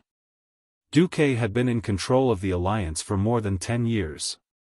Whether it was his demigod status or his prestige, they had reached the pinnacle. If he said it was fine, it should be fine. Even though everyone was nervous, even though everyone's palms were sweating, they still chose to believe in Duque and did nothing. There were no suitable targets within range. Firing indiscriminately would be a waste. The Alliance soldiers on the hood quietly waited for the verdict to come. In the eyes of others, a tragedy was about to happen. Suddenly, something that looked like a cloud or mist was torn apart, and a huge green dragon pounced from the left. Among the dragons, there was only one green dragon that had such a majestic and elegant appearance, the Emerald Dragon King Isra. She did not launch a brutal attack. She merely roared at the top of her voice. Serenarion knelt down. The dragon's face, which had been ferocious and violent because of his boss, calmed down at a speed visible to the naked eye. His gaping mouth also closed, as if he was about to enter the deepest sleep. Several green dragons that were not inferior to him swarmed up. Before Serenarian woke up from his dream, he used the most brutal bite of the dragons to tear the Twilight Dragon apart. Ah! Was this a nightmare? If this is a nightmare, let me wake up. At the end of his life, Thanarian could not tell the difference between illusion and reality. He instinctively tried to use the Twilight Domain to absorb the energy around him to repair his body, but Isra was there. A green special domain completely suppressed Serenarian's domain. Just like the difference in strength between demigods, battles between domains were much simpler and more direct. The difference in strength naturally resulted in complete suppression in an instant. The outcome was decided in an instant. One of his green dragons held Cenarian's head in his mouth, ready to bring it back as a trophy. Isra instantly killed the enemy's general, turned around in the air, and even had the time to wave his claws at the officers of the Alliance fleet to show his friendliness. The appearance of this elegant and beautiful Dragon King immediately caused the entire fleet to cheer. The soldiers poked their heads out from behind the cannons, raised their hands high, and waved their arms excitedly. Even the fire elemental creatures led by the fire demon bowed to Isra. The captains of the various warships and the officers in the fortress were also excited to see this scene. Maybe the ancient war 10,000 years ago was like this, where all the races united to fight against evil? I think so. Even Duque, who was sitting in the command center of the fortress, felt like he was in the return of the army's war in the game. Isra, I won't let you die this time, Duque muttered softly, but Duque's words were heard by Tyrant. The beautiful high priestess immediately fell into deep thought. As Isra flew at high speed with the last few ancient green dragons and returned to the main battlefield, the battle on Onyxia's side was also over. The Black Dragon Princess took a deep breath and blinded Variona's vision. All the feints were to cover up the sweeping tail of the scorpion-like dragon. This time, Variona, who couldn't dodge in time, was hit in the head.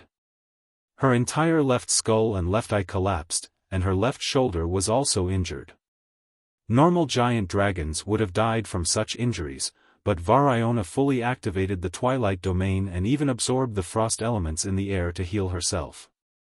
Onyxia followed up with another attack, and the Twilight Dragon finally fell from the sky. Variona fell like a cannonball into the middle of the iceberg on the west side of Dragon's Pine River. The cracked ice spread in all directions, and immediately caused an avalanche. This wasn't the most terrifying thing. The most terrifying thing was that a terrifying wave suddenly surged out of Dragon's Pine River. This sudden wave instantly engulfed the heavily injured Variona. She still wanted to struggle, but a huge anchor was thrown out from the wave and strangely hooked onto her neck. In the next second, an irresistible force came from the rising wave. She screamed as she saw several gigantic aquatic monsters that seemed to be grinning sinisterly in the middle of the huge waves. Hee hee. Hee hee hee hee. That's right, after dealing with Ratio, Tidewalker Marogri and the others had their eyes on a new prey. Having just obtained new power, they couldn't wait to show their value to their master.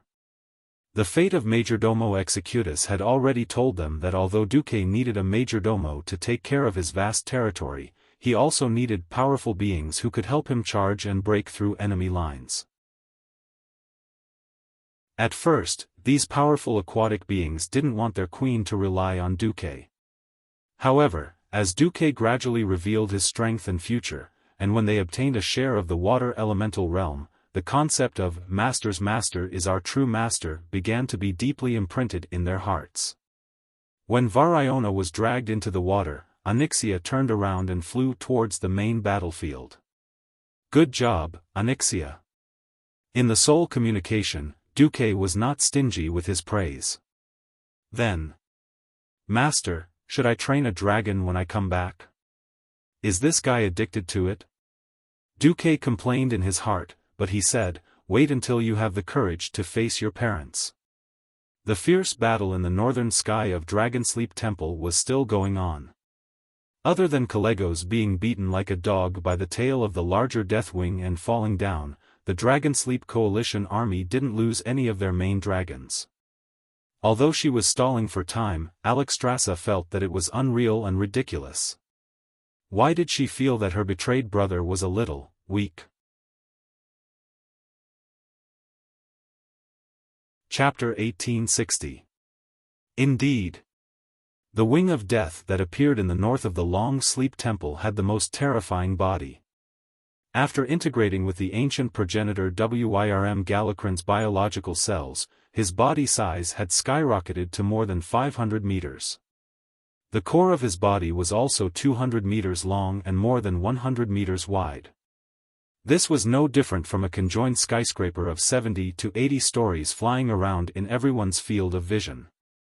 That kind of earth-shattering brute force was not something any mortal creature could resist. This was no longer a matter of health, it was almost impossible to break through his defense.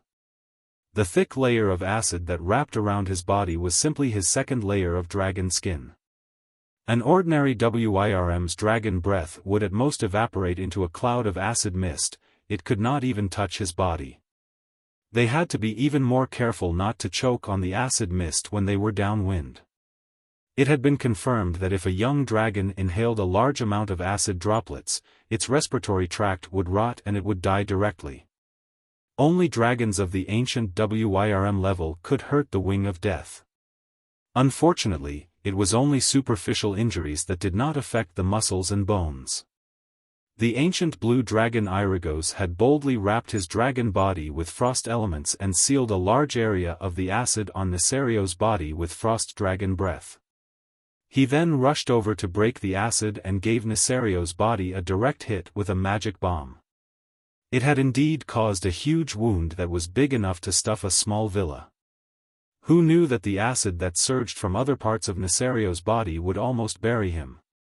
The wound that was created was also filled up by the crazily proliferating dragon-like biological tissue in a mere 10 breaths.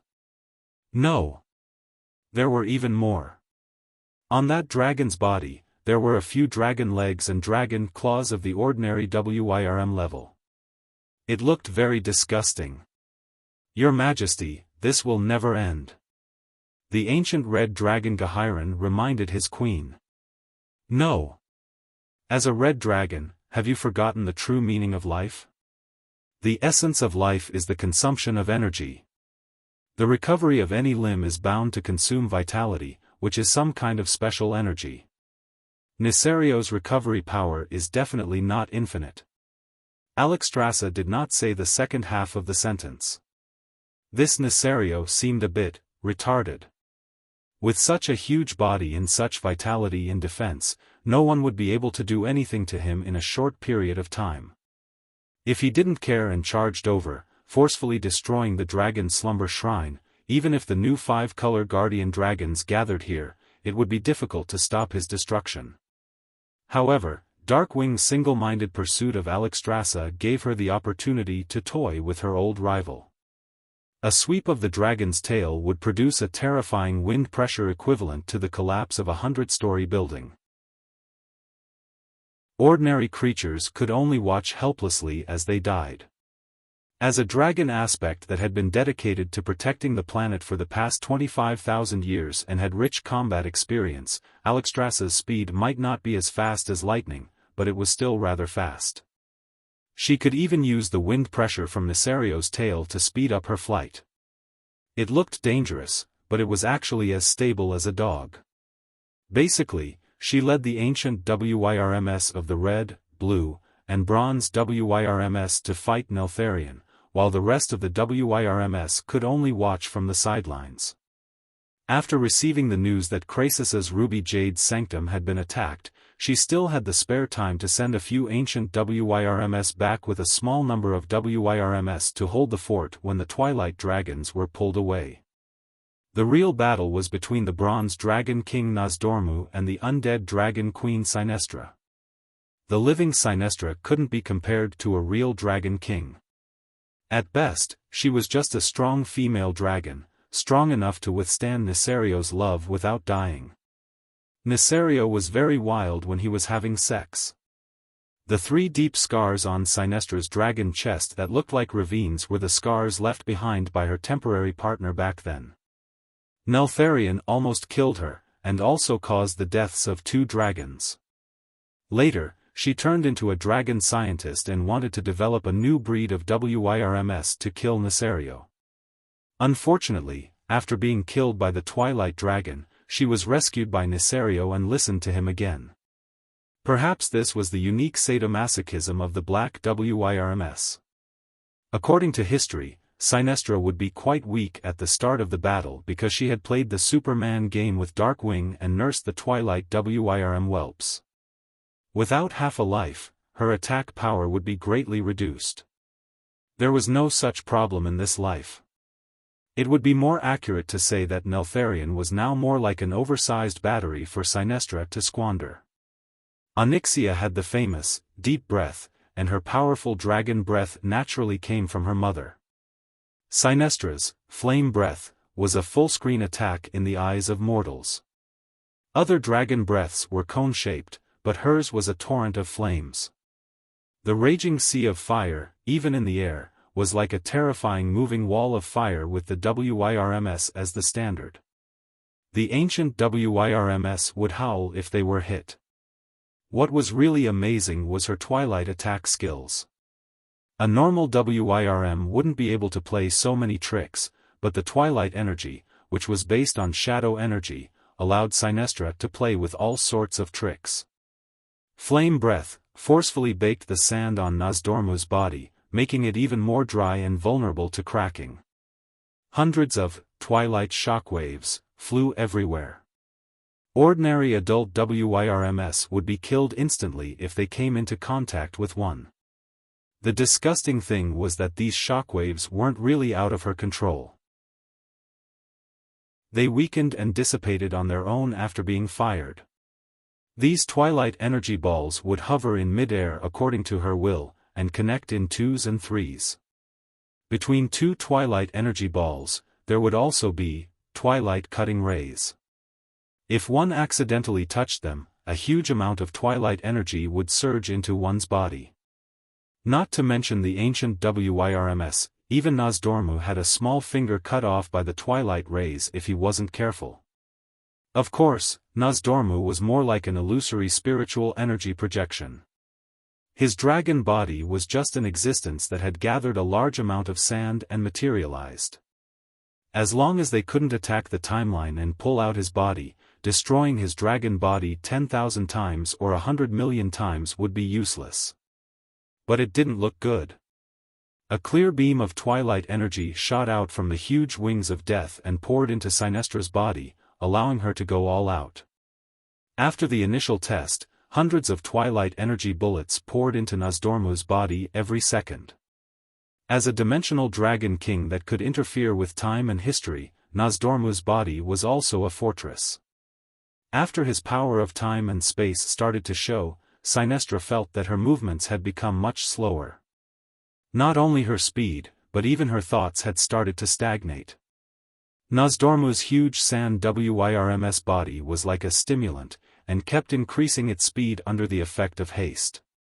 Unfortunately, it was more like they couldn't do anything to each other.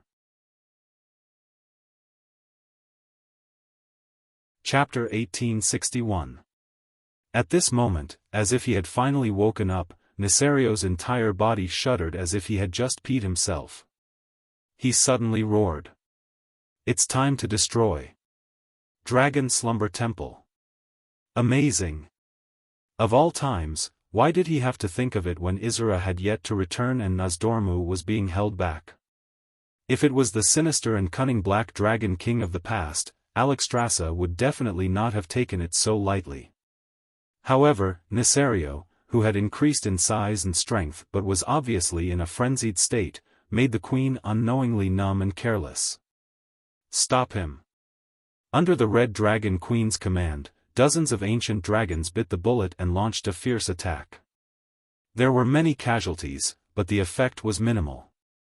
They risked their lives to spit dragon's breath on Nesario's mountainous body. Those with superb flying skills and good luck were able to complete the dragon race's unique bombing in an extremely thrilling manner, and then quickly climb up to avoid Nesario's counterattack. The unlucky ones, such as the ancient blue dragons Quadrigos and Borregos, were slapped to death on the spot. Or, if he was not careful, he would be swallowed by the limbs of the wings of death, just like Karastad's. The moment he was eaten, Alexstrasza felt that Nesario's aura had increased slightly. Titan. What kind of monster is that? The queen shouted with a hint of sorrow. A total of 5 ancient dragons lost their lives in an instant because of her command. This loss even surpassed the ancient war with the devils 10,000 years ago. At least in the ancient war, the lives of ancient dragons were not so worthless.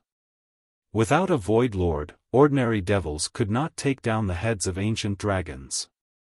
These were 5 primordial dragons that had made a name for themselves. Now that the dragon clan was on the decline, any ancient giant dragon was in existence that guarded a region. One had to know that even the most prosperous red dragons in Dragon Ding only had more than 30 ancient dragons. The blue dragon race, which was suffering, only had more than 10.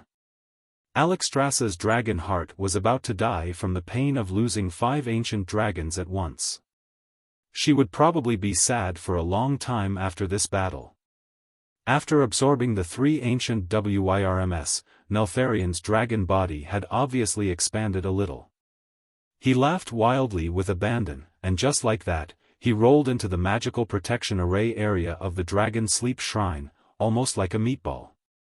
The Dragon Sleeping Temple's magical defense was undoubtedly the best, but the strongest fortresses were often breached from the inside. As the designated guardians of the Titans, the Dragon Aspects had the right to use the Dragon Sleep Temple, but they were not the creators of the Dragon Sleep Temple. After Nesario's betrayal, the other 4 Dragon Kings tried their best to modify the defense system of the Dragon Slumber Shrine, but this effort was more like a temporary solution. It couldn't be helped. The wise Titan had thought of many things and many situations, but he had never thought that the Guardians and Dragon Aspects, who had been instilled with the concept of absolute loyalty, would actually be brainwashed into rebelling. This has led to many tragedies. For example, Neltharion and the Long Sleep Shrine. Like when Lorcan betrayed Odoul.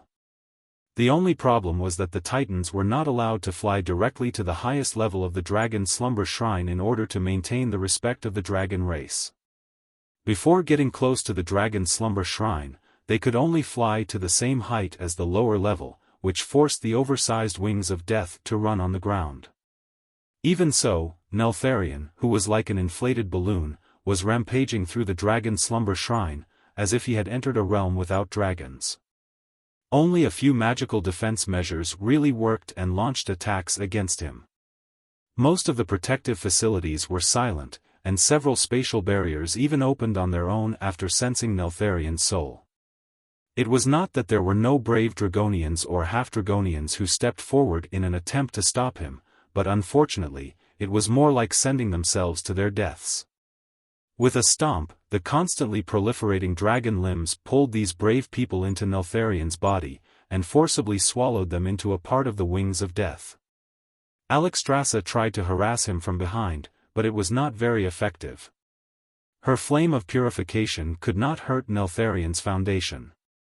She had tried, and at most, she could hurt the biological tissues 20 meters below the surface of his body.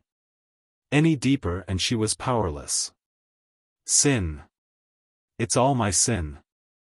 The Red Dragon Queen, who had always been brave and determined, was almost crying. At this moment, Duque's message came. Actually, I think you can trust me a little more. I'm the guardian of Azeroth, after all. Although it was not decided by the Titans. Duque. You have a way? Yes. As long as you no longer regard dealing with Neltharion as an internal affair of the Dragon Slumber Shrine, and allow me to bring powerhouses in. Duque's voice was sonorous and resolute. All right. At this point, they had already lost all face. Were they going to watch the crystallization of the pentashade dragons, the dragon slumber shrine that had been passed down for 25,000 years, be destroyed by a traitor? An entry telekinesis message was sent over. Almost at the same time, 4 large portals that were 15 stories high suddenly opened in front of Neltharion. 4 burly giants stepped out from inside. Ah! It's them. Why didn't I think of it? Alexstrasza was also confused by her concern. Compared to Duque, it was more justifiable for Archivon's 4 guardians to enter the dragon's slumber shrine. After all, they were all titans. Although the 4 of them were very strong, could they deal with Neltharion, who was so huge? The 4 great guardians were 10 stories tall.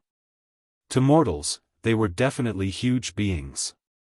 Tragically, size was relative. Compared to Neltharion, whose torso was 200 meters long and was basically a moving mountain, a 30-meter tall body was really not enough. They were just a few miserable dwarves. Right at this time, Duke's figure suddenly appeared in a flash. He stood on the shoulder of rock guardian Archivon. A second later, there were 3 more existences that exuded an extremely powerful aura. On the shoulder of storm guardian Emeron was Sylvanas. On the shoulder of flame guardian Corellon was Kale, that's. On the shoulder of frost guardian Turawan was Vashj. Emeron. Requesting the advent of the storm guardian shouted and raised his arms high. Suddenly, 2 openings that looked like holes appeared in his palms. It was not that there were holes in his palms, but that he had completely opened the interface of his elemental circuit. Sylvanas. In the name of the Master of the Wind God Throne, I agree to your request. Queen Sylvanas's brilliant blonde hair suddenly rose high in the wind, like a golden peacock proudly spreading its tail. The atmosphere suddenly trembled violently, and the shadow of the Wind God Throne appeared in the void above the dragon's slumber shrine. A powerful tornado that was enough to wrap the entire dragon slumber shrine rolled up, but in just 3 seconds, all the wind elements, under the guidance of Queen Sylvanas, poured into Emeron's body. Chapter 1862. Just like back then, Magni could absorb earth elements to expand his body to the size of Alchivon. Now, the half-elemental, half-living Emeron was doing the same thing. If it was in the past, there wouldn't have been so much pure and highly concentrated wind elements to support his enlarged body. But after Queen Sylvanas grasped the wind elemental realm, everything was different. Amelron's body expanded like an inflated balloon. In less than 3 seconds, he had become a 100-meter-tall giant, at least 3 times larger than his original size. If he was a human, he would definitely feel uncomfortable because of the changes in his body structure. The Watcher himself was not a living being in the standard sense. Not only his body, even the clothes and equipment on his body were mostly made of elements. And as a half-elemental life form, there was no discomfort after becoming bigger, as long as the body proportion was normal. Oh! Emeron let out a wild and heroic roar. Not only him, but the 2 Watchers, Corellon and Turawan, were also enjoying the same treatment.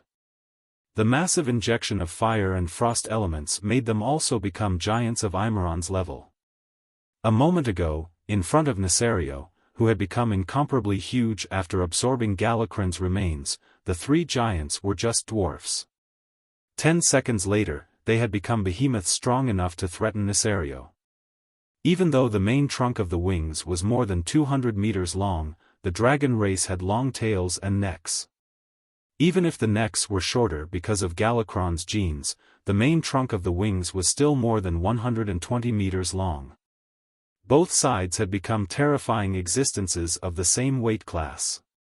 The elemental masters who were originally standing on the 3 quickly left because they were not the main characters next. Come on! The 3 giants let out a provocative roar in unison. Roar, the wings roared in response.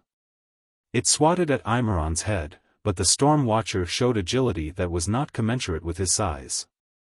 He actually did a front somersault, dodged the attack, and stepped on Nisario's left wing. The slightly slow Turawan was caught by the right claw of the wings, and the biological corrosion that the four-colored dragons feared hit a wall on Turawan's body. Those dragon limbs that had grown out were immediately frozen when they touched Turawan's body. The freezing air at absolute zero instantly stopped the reproduction of their cells. The most important component of a cell was water. When water turned into ice and its volume increased, it would break the cell wall and membrane, causing the cell to die. The others only saw that the growing limbs on Darkwing's body seemed to have met their nemesis. They actually struggled to retreat, as if they didn't want the plague to spread to their bodies. It was a bit too late. Large amounts of limbs were completely frozen and then disintegrated into beautiful ice crystal fragments. The real main attacker was the Flame Warden, Kalaran. He took huge steps that shook the world and rushed to the side of Wings, giving Wings a hard shoulder bump. Bang! Roar! Not only did Coralon knock the black dragon over, but the raging fire elements on its body also evaporated a large amount of acid on the dragon's body. Deathwing let out a thunderous cry of pain. This was the first time he had been knocked over since the start of the battle. He lay on his side on the ground with his four limbs in the air. As a former dragon aspect of the combat faction, Wing was not that easy to kill. When the other two wardens wanted to go up and take advantage of the situation, he raised his limbs and kicked them away. Archavon, the only warden who did not go up, looked a little lonely. It couldn't be helped. His three good brothers had a place to play, and he could only stay here and watch the show. Duque joked, "Sorry. I haven't controlled the deep rock continent yet." Archavon perked up. "It's okay. I believe it's only a matter of time." At this time, Alexstrasza landed next to Archavon. "Duque. This is indeed a good idea, but I don't think the three of them can take down the traitor, Nisario." The queen gritted her teeth a little. Deathwing was too tanky. As long as his body's ability to reproduce was greater than the damage he suffered, he would truly be immortal.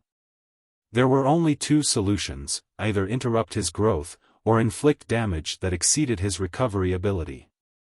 The queen focused all her attention on Duque. In terms of attack power, perhaps even Moon Goddess Elun's Starfall could not compare to Duque, who controlled the two elemental realms of water and fire. Duque shook his head. "It's not the time yet." Alexstrasza thought that Duque wanted to accumulate power for the final blow, so she did not pay much attention. This was not what Duque was really concerned about. Beep beep beep.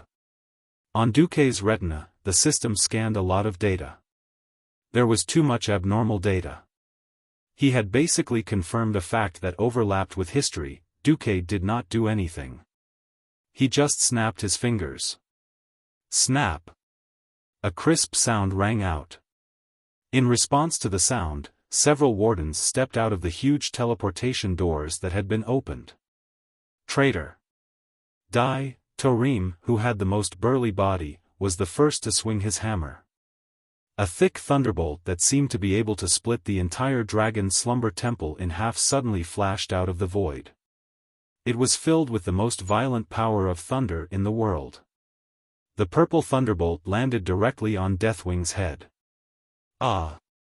On the huge dragon's head, all the multiplying dragon-like limbs turned into charcoal and instantly exploded. The heavy bombardment forced Deathwing to lower his proud head. It looked like he had placed his neck on the execution platform. Tie up that traitor. Life Guardian Freya raised her arms high. Several green vines with a diameter of more than 10 meters broke out of the frozen ground in front of the dragon slumber temple and tightly wrapped around the struggling dragon's neck. The third warden, Hodier, appeared. He raised his hands high, and a frost axe that was far larger than his body size took shape in his hands. The ratio between his body and the frost axe was quite exaggerated. It looked like a mouse lifting an elephant. With a thunderous roar, the huge single-edged ice axe had a real master. Frost Guardian Turawan took the terrifying ice axe that Hodier had created. It seemed to be able to split the sky and earth. The axe that symbolized judgment finally fell. Sizzle, it was a strange sound that did not match the scene. The scene seemed to be frozen. Then, like a comic strip, everyone saw that after Nisario's huge snake neck was cut off, he began to roll and twitch in pain on the ground like an earthworm that had been roasted by fire. His dragon head even bit the dragon skeletons that were scattered on the ice field.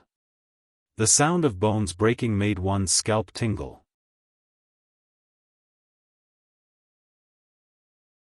Chapter 1863. What the hell? A dragon that had its neck cut off could still struggle like a snake and bite everywhere? The only fortunate thing was that Nisario's mountain-like body had stopped. The strange thing was that there was a large layer of acid that wrapped around his horrifying body that was constantly proliferating. Now, it seemed to have lost control of its brain, and its entire body began to expand.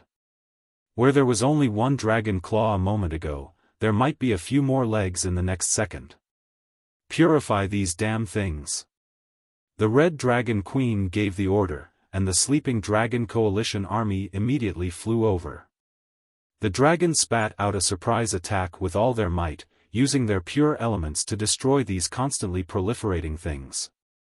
Fortunately, the flame of purification was still relatively effective against these biological tissues that had lost their foundation and no longer had the assistance of twilight energy to help them proliferate. Amidst the howls that sounded like countless murdered dragons, the proliferation finally began to slow down. One could see that the swollen skeletal body had finally become a little shriveled. This was the work of the underlings. Several guards and guardians were still busy dealing with the dying dragon of death, Nisario, who was still able to move even though he only had his neck and head left. Here. Hodier materialized another spear made of ice. This 100-meter-long ice spear was more than 3 times Hodier's height, and it was just right for the enlarged Turawan to use.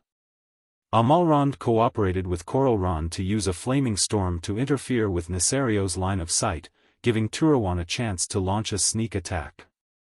The huge Frost Guardian leaped high, pointed its spear downwards, and pierced Nisario's neck a few meters below the dragon's head. It penetrated the dragon's neck, and then pierced deep into the ice field.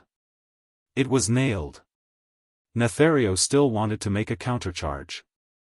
Coralron and Amalron did not give him a chance. The two giants took heavy and rapid steps as if they were wrestling, firmly suppressing Deathwing's attempt to open its mouth. Without its limbs, Deathwing was like a snake. If even its weak spot was hit, and even its mouth was sealed, then its defeat was sealed. No, it should be said that it was destined when its neck was chopped off. Ha! Sir Torim first used Thor's X-hammer to hit Deathwing's head with the momentum of whack-a-mole. Immediately after, Alexstrasza and Isra, who had rushed back, unleashed the twin dragons emerge from the sea. They pounced on Neltharion and directly blew up his head. Bang! It was a huge explosion. First, Nisario's head felt strangely liquefied. Then, the protruding dragon limbs rapidly petrified in less than half a second. They turned from black to a withered grayish-white, and finally, like plaster that had been crushed, they turned into fine, hard lumps and powder. This kind of killing made every Titan powerhouse who had participated in this battle feel a little surreal. Have we killed Nisario? Freya, the guardian of life, was a little confused. Something doesn't feel right. The rock guardian Alcaphon stroked his large beard. Isra, the authoritative expert on the soul and will, said, "That's not right. I did not feel Neltharion's soul dissipate.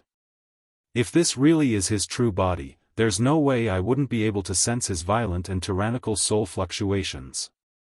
Everyone's expression turned ugly. The Dragon Sleep Shrine had made such a huge sacrifice, and now they were saying that the one they killed was not Nesario's main body? The question was, where was Nesario's main body? Alexstrasza turned her head and looked at Duque. Duque sighed, knowing that he had to express his opinion. I've felt that something was wrong since just now. I'm very sensitive to evil and soul fluctuations. Just like when I discovered that Sargeras possessed Medivh, I also discovered that Nesario had transformed into Lord Presto. I'm sure that the Nesario we just killed could only be considered a clone. What? All the powerhouses were shocked. Duque added, the most powerful clone. Even so, everyone still didn't look good. Duque sighed. Well, this Nesario is a fake, but at least the Sinestra outside is the real one. Let's get rid of her first. A group of aggressive guardians, watchmen, and dragon aspects swarmed forward. The dragon mother, who was originally quite difficult to deal with, screamed and screamed. It was beyond Duque's expectations, or rather, the relationship between the Black Dragon King and his family was so indifferent. Your mother is dead, Duque said to Onyxia. But she's already died once, and this is the second time.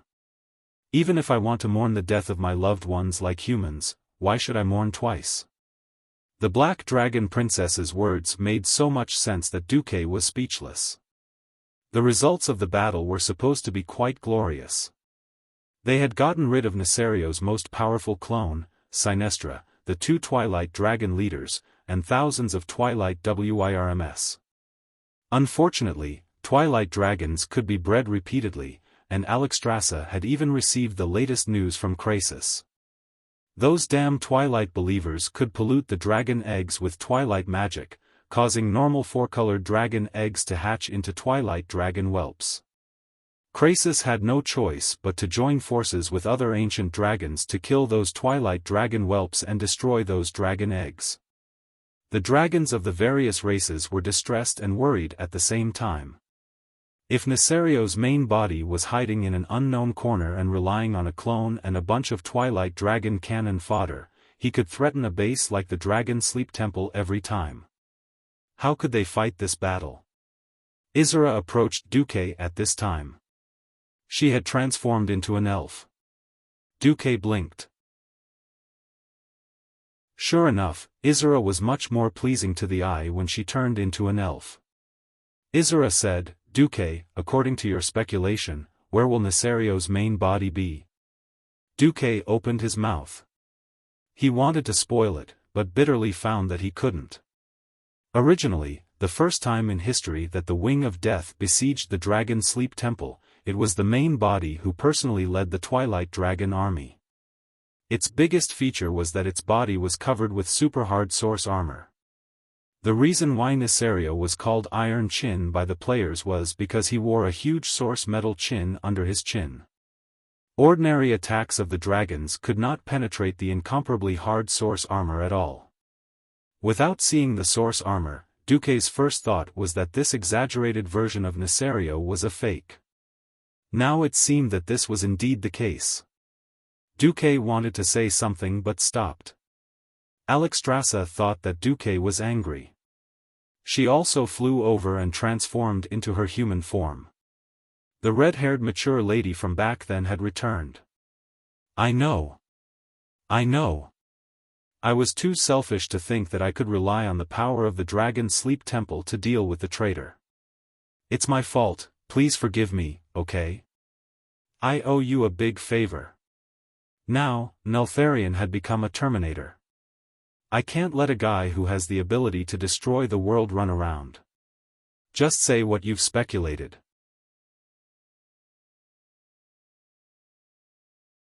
Chapter 1864. The red-haired big sister put her hands on Duque's shoulders and shook Duque without any hesitation. Unknowingly, Duque looked at the other party's huge dragon peaks swaying non-stop, a little, cough cough. Duque pretended to speak seriously, and the red-haired big sister let him off for the time being. I'm guessing that Zoth used evil magic to completely strengthen Nesario's soul. His original body may be very similar to Nozdormu, and has already transcended the cycle of life. Simple death can no longer stop the madness of Deathwing. Only by completely destroying his origin can he truly be killed. As soon as Duque's voice fell, the whole place was dead silent. How could they fight this? The original body hid in the origin of the world or the crevice of space and time, and then continuously released the proliferating splits to cause trouble. Even the splits were so strong, if he were to wreak havoc in the world, no one dared to imagine what would happen. Well, the worst-case scenario is that Deathwing has more than one doppelganger. Perhaps their strength and vitality are not as strong as this one, but it's still very troublesome. Duque's words were practically a prophecy. On the second day, almost all the main cities in Azeroth received reports of being attacked by Deathwing. Shameless dragon. Destroying heaven and earth. Although they did not want to admit it, even if Deathwing was divided into dozens of doppelgangers, each doppelganger was still equivalent to an ancient dragon and could easily destroy a city. Eastern Kingdom continent, from the northernmost Silvermoon city all the way to the south, including the main cities of Lordaeron, Gilneas, South Sea City, Rapids Fort, Iron Furnace Fort, Stormwind City, New Kurtira City, and other cities, almost every city with a population of more than 10,000 had a Deathwing doppelganger. Alliance cities like Kalimdor, Darnassus, Exodar, and Theramore could not escape, but even Ashenvale's Astrana and the distant Feathermoon Fortress on the southwest island of the mainland were attacked. Alliance cities were certainly Inisario's main targets, but the tribes and the various races that had left the tribes could not escape either. Winterspring's New Undercity, the Goblins' Rusty Water City, the Taurens' Thunder Cliff, the Trolls' Echo Archipelago's Dark Spear Island, the Orcs' Orgrimmar, and other main cities, plus the Crossroads, as well as the Orcs' Warsong labor camp that broke into Ashenvale to prepare to cut down trees. The flames that represented death were burning. The huge city walls crumbled under his claws. None of the birds were a match for him. Even the bravest warrior would be powerless in front of these flying monsters. The Alliance was still okay. This was because every Alliance city had at least one protector or overseer standing guard. The weave that was spread across every major city of the Alliance used tens of thousands of mage eyes to scan the entire territory of the Alliance. Duque wasn't the only one who was monitoring the situation with the system. Khadgar also led every mage who had transformed into a weave spirit to help. More effectively, Kale, that's led tens of thousands of Dalajan wizards and apprentices in a one-on-one manner, using the magic net to set up surveillance eyes all over the world. As long as any one of Deathwing's clones entered the visual range of a certain mage eye, the Dragon Slumber Shrine, Duque, the Alliance's demigods, and the experts of the elemental system would form an extermination team and arrive at the scene within a minute.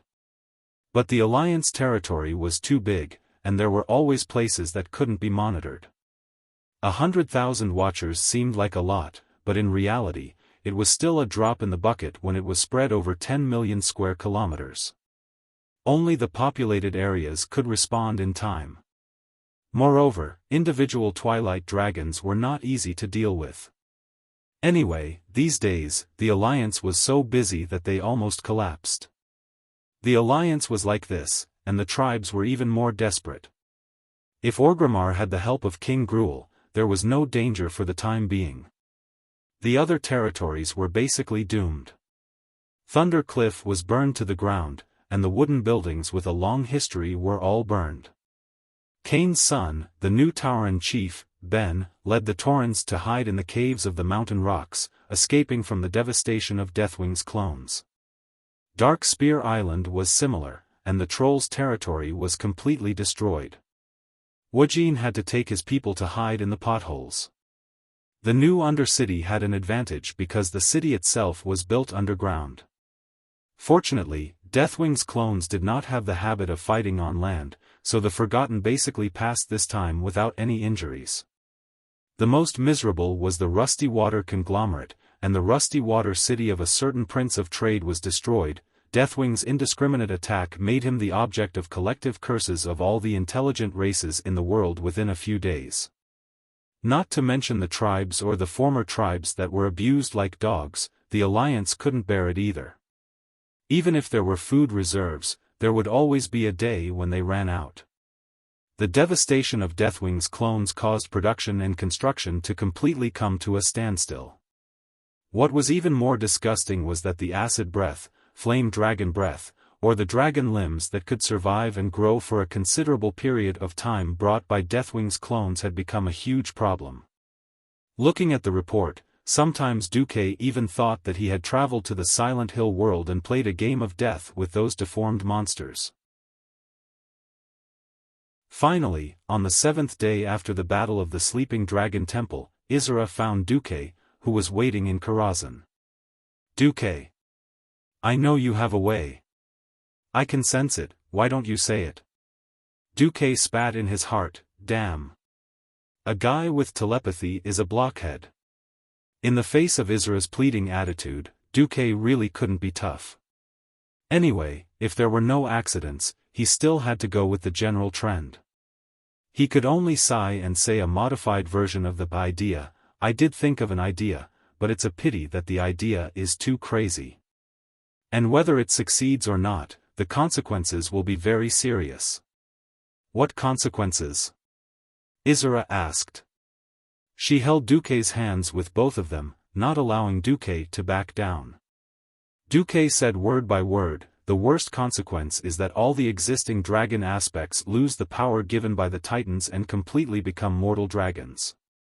Isra was very smart, and she guessed immediately. "Are you talking about the soul of the dragon?" "Yes. But the thing that degenerated into the soul of the demon, hasn't it already been destroyed by us?" After Duque rescued Alexstrasza from the grim battle fortress, in order to avoid trouble, the queen found a way to let Duque destroy the parts of the other 4 dragons, leaving only the black dragon part to cause trouble for Duque. Because of this, Duque was able to tame Onyxia. Duque reminded Isra. "I'm talking about the soul of the dragon, from the ancient war 10,000 years ago." Isra immediately gasped. She knew what Duque was talking about. If Nozdormu used his full strength, he could indeed send all the dragon aspects back to 10,000 years ago. But a new problem arose. No. Onyxia's power isn't enough to activate the soul of the dragon. She's lacking a little. Chapter 1865. Onyxia was known as a dragon aspect, and her foundation was also the power of the earth. Everyone knew that she was just there to make up the numbers. If this world could give a dragon a good or evil rating, she would probably have a -100 rating. Of course, it could have been -1000. After being trained by Duque for so long, her evil rating must have decreased a lot. She wouldn't do anything that he didn't want her to do, and she wouldn't do anything rash. She was like a well-behaved child. However, everyone knew that underneath the rules, there was perhaps evil hidden in the deepest part of one's heart. Or perhaps she had really changed after taming so many dragons. No matter what, she had nothing to do with kindness. At most, she was a neutral person. If Duke did not give her a kick or an order, she would never take the initiative to do any good deeds, not to mention protecting the world as her own responsibility. The reason why the dragon aspects had the word protect was because they really respected this responsibility and were willing to treat it as their duty. Also, because of the harmony between the soul and the responsibility, they could draw power that surpassed the mortal world from the mysterious rules left behind by the Titans. In terms of fighting ability, she was definitely 100 times better than that useless dragon king Kalegos. That guy's combat ability was probably one of the lowest among the ancient dragons. When it came to activating the dragon's soul, it was the other way around. Because she had no sense of responsibility and self-awareness, and didn't even have an ancient black dragon younger brother or sister, Onyxia really couldn't activate the dragon's soul. If she was missing one of these 4, it would be very dangerous. Izura's words made Duque narrow his eyes. Is she lacking a little, or not at all? Izura also sighed. Sigh, she's very talented. If she puts her heart and soul into it, there's a chance she can reach 85% of the level of us 3 first-generation dragon aspects. But the problem of willpower. We've already done tests.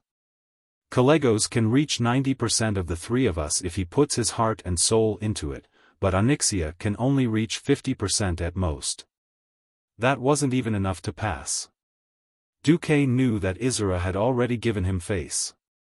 In actual combat, everything had to be discounted. Usually 60%, but in actual combat, there might only be 40% or 50% left. How much water a bucket can hold will always depend on the shortest board. If he really hoped that Onyxia could perform steadily, then he would be screwed. What's more, she was not a fool who would dare to kill her father. Onyxia was still quite afraid of her father. The resistance in Stormwind City had certainly strengthened her confidence, but how much confidence did she have? If she really wanted to attack Nesario, something might go wrong. Facing Izura's burning gaze, Duque sighed. I'm going to do some mental work on Onyxia. But I can only increase the probability to 70%. Then. Izura really wanted to say, even 70% is not enough, but she didn't say it in the end. The thoughts of an adult intelligent creature were the hardest to change. Duque boasted that he had improved it to 70%, which was already quite impressive. When will the results be out? Izura asked. Give me one night. Duque's words had a double meaning. For once, Izura's face, which was already pale and rosy, seemed to have turned a shade redder. Then I'll have to trouble you, Duque. I'll come back tomorrow morning. Izura did not put on any airs. Instead, he bowed deeply to Duque. The dragon's peak flashed a white light under the effect of gravity, almost blinding Duque's eyes. Duque quickly looked away. After Izura left, Duque called Onyxia. Yo, my master, is there something you need from me? Countess Katrana, the Black Dragon Princess, wore a red mid-dress, and everything below the knees was covered by a black veil. After spending so much time together, she could see through Duque's thoughts at a glance. Oh? Are you going to tame a dragon? Duque's gaze was in order, and the human-shaped dragon just lay down meekly. When the dragon-taming whip entered the dragon's cave as usual, the black dragon let out a long dragon roar. The dragon-taming whip easily crushed the dragon's pride. Unknowingly, Onyxia had become addicted to the dragon-taming ceremony. In the ceremony, she could completely let go of her schemes and distracting thoughts, and enjoy the strange feeling of being conquered to her heart's content. After a long while, the ceremony ended, although the dragon-taming whip was still deeply embedded. Onyxia, tell me, what do you think of the world of Azeroth? Onyxia was a little confused, but she still answered, I don't really care. I'll just follow you from now on. Duque's heart lit up. He knew that this was the crux of the problem. She had no feelings for Azeroth at all. In her eyes, this planet was no different from a pebble beside a nest. There was no special meaning to it, so naturally, she did not care about protecting it. Duque knew that he had no choice but to use some strong medicine. He faced the sky at a 45-degree angle, and an invisible tear fell from his crocodile-like eyes. He lamented in his heart, Azeroth. Azeroth. In order to save you, I lost all my integrity. Remember to repay me, let me ascend to godhood. A gust of wind blew through the void, and it seemed to come from the will of Azeroth. Shut up. Duque was bewitched, and he thought that the will of the planet had agreed. Ah. You agreed, how nice of you. Duque hugged the black dragon tenderly. Hey, Onyxia, if I say that I hope that Azeroth can become the home planet of a special draken, do you think you'll change your mind? Onyxia shuddered. She couldn't believe her ears. Her current position might seem very secure, but a mount was still a mount.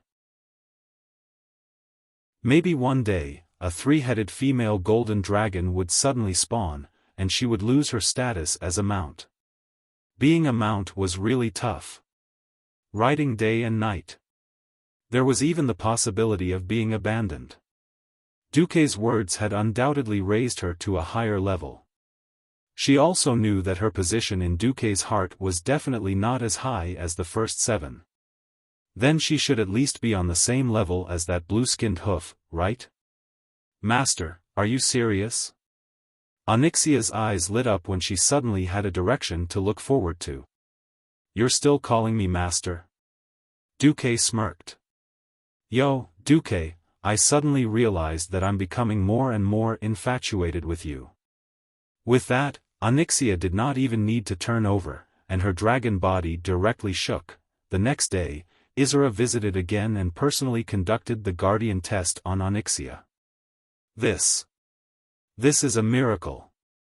Isra looked at the special guardian value measuring system, completely dumbfounded. He did not expect that after one night, Onyxia would actually become even more compatible with it. 80%.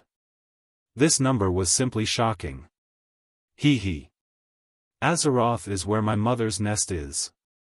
I definitely won't let it be destroyed so easily. The Black Dragon Princess face was glowing with energy.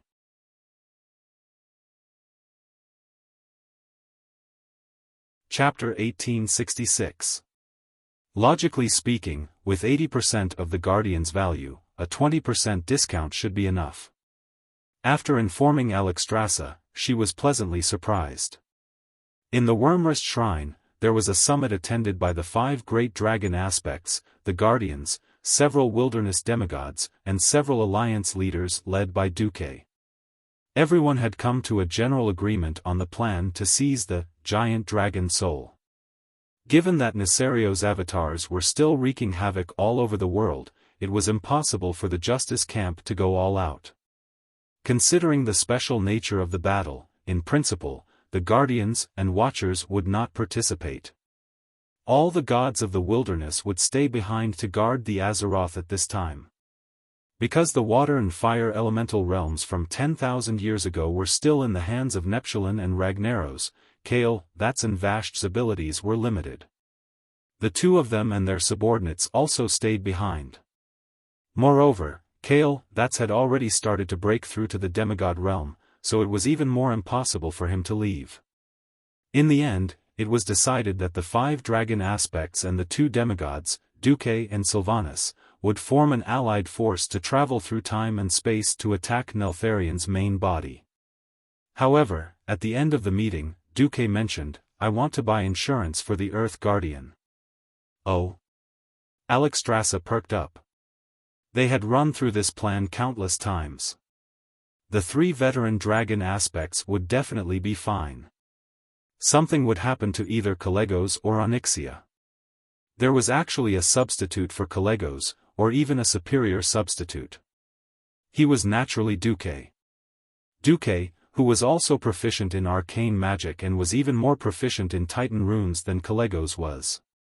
He had grasped the highest secrets of magic on this planet, so he could easily get rid of Kalegos and work alone. Just because the giant dragon soul seemed to be more stable if it was played by the dragons. But everyone was worried about Onyxia.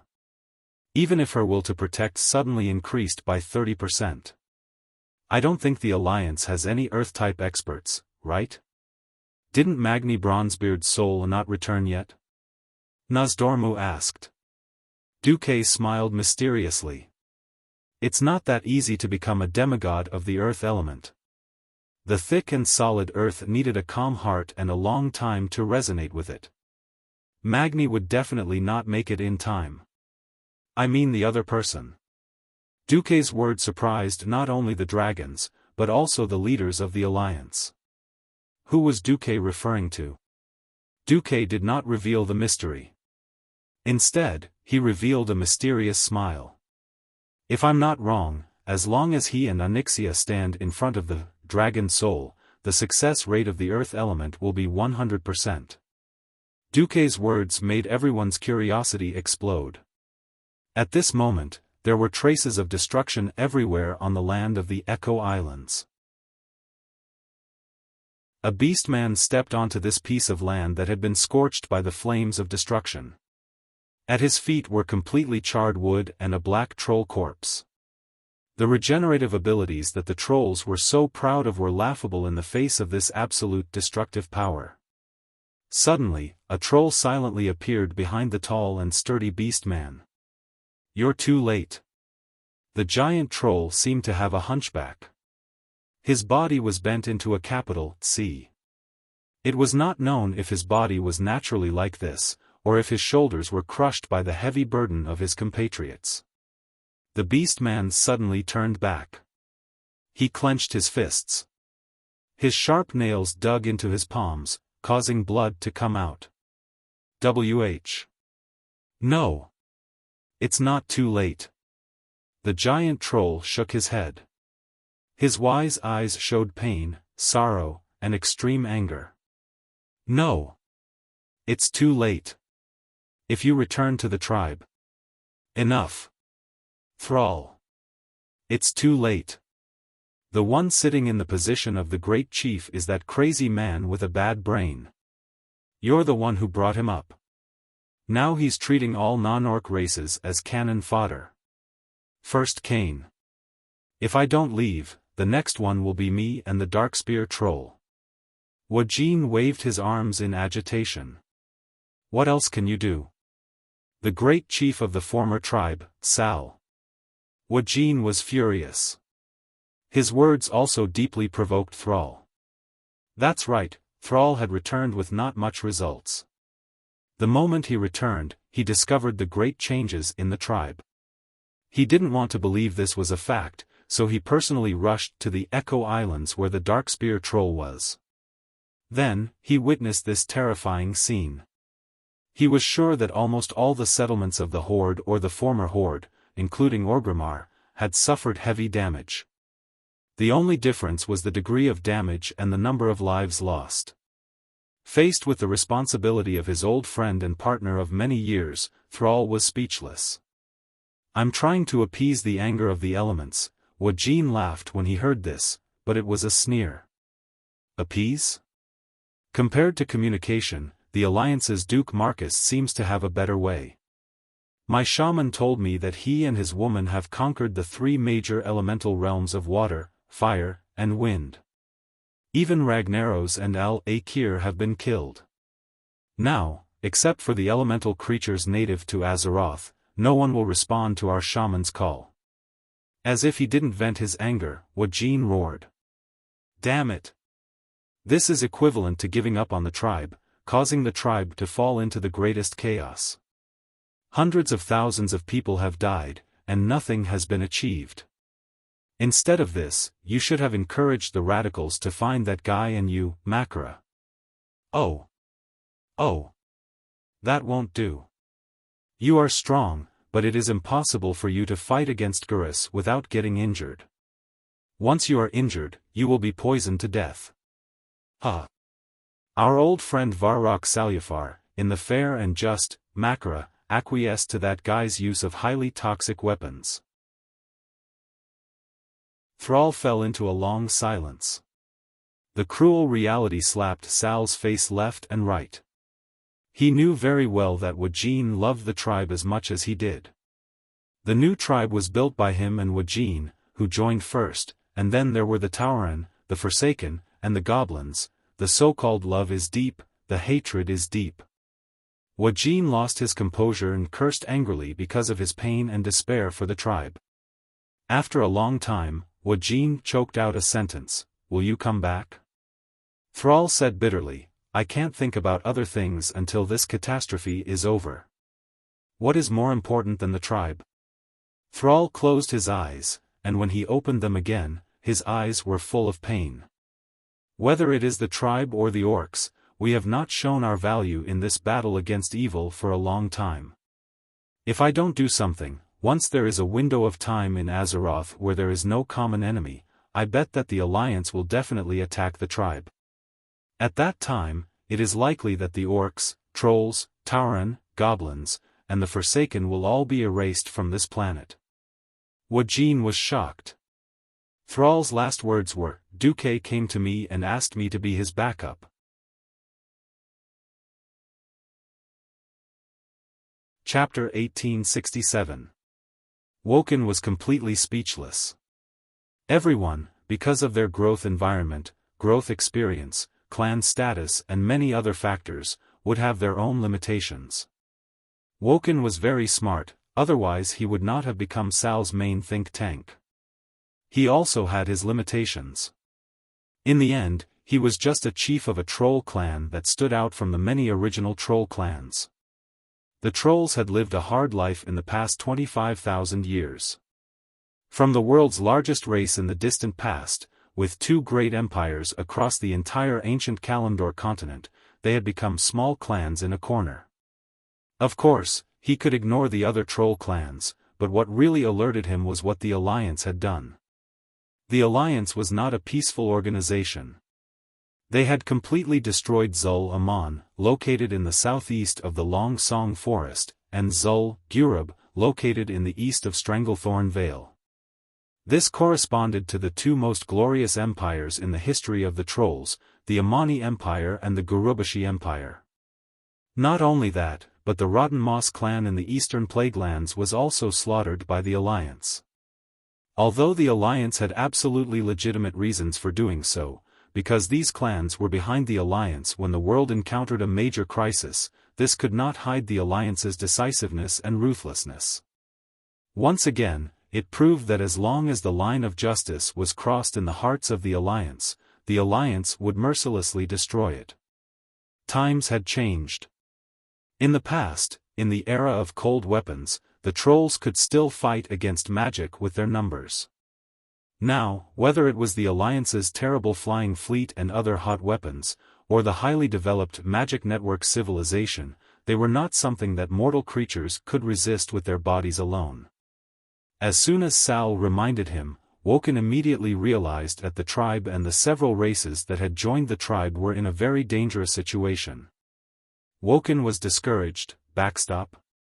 Backstop for what? Sal smiled bitterly. The Alliance and the Dragon Guardian of the Sleeping Dragon Temple made a plan to deal with the Terminator, Neltharion, and I was needed as a backup. Do you know? Old friend, now the tribe, or the orcs and other races need a righteous title. Only by obtaining this title, no matter how bad the tribe is in the future, will the orcs and other races not be defined as evil races. This was a fight for a gold medal. Woken frowned. What about the tribe? Will you come back? When Woken asked the question, for a moment, Sal almost blurted out, I'll be back. But the opposition of the Nagrand orcs, the difficulties from his compatriots. All sorts of bitterness from the past surged into Thrall's heart. Sal suddenly felt a little lonely when he thought about how he had been forced to abdicate after making outstanding contributions to the tribe for more than 10 years. Moreover, the noble and great cause of wanting to do something for the world of Azeroth was even more attractive to Sal. Sal finally replied, I'll think about it seriously. But only after this world has escaped from the crisis of extinction. It wasn't the answer Woken wanted to hear the most, but it was better than nothing. Wuxia turned around and left. Before he left, he waved his hand, well, before that day comes, the Darkspear troll will endure. The noble leader of the trolls seemed to hunch a little more. Sal let out a long sigh. This time, he wanted to persuade Wuxia to lead the Darkspear trolls and temporarily return to the tribe. Unfortunately, neither he nor Woken could convince the other party. Seeing destruction and desolation, Sal felt a sense of desolation.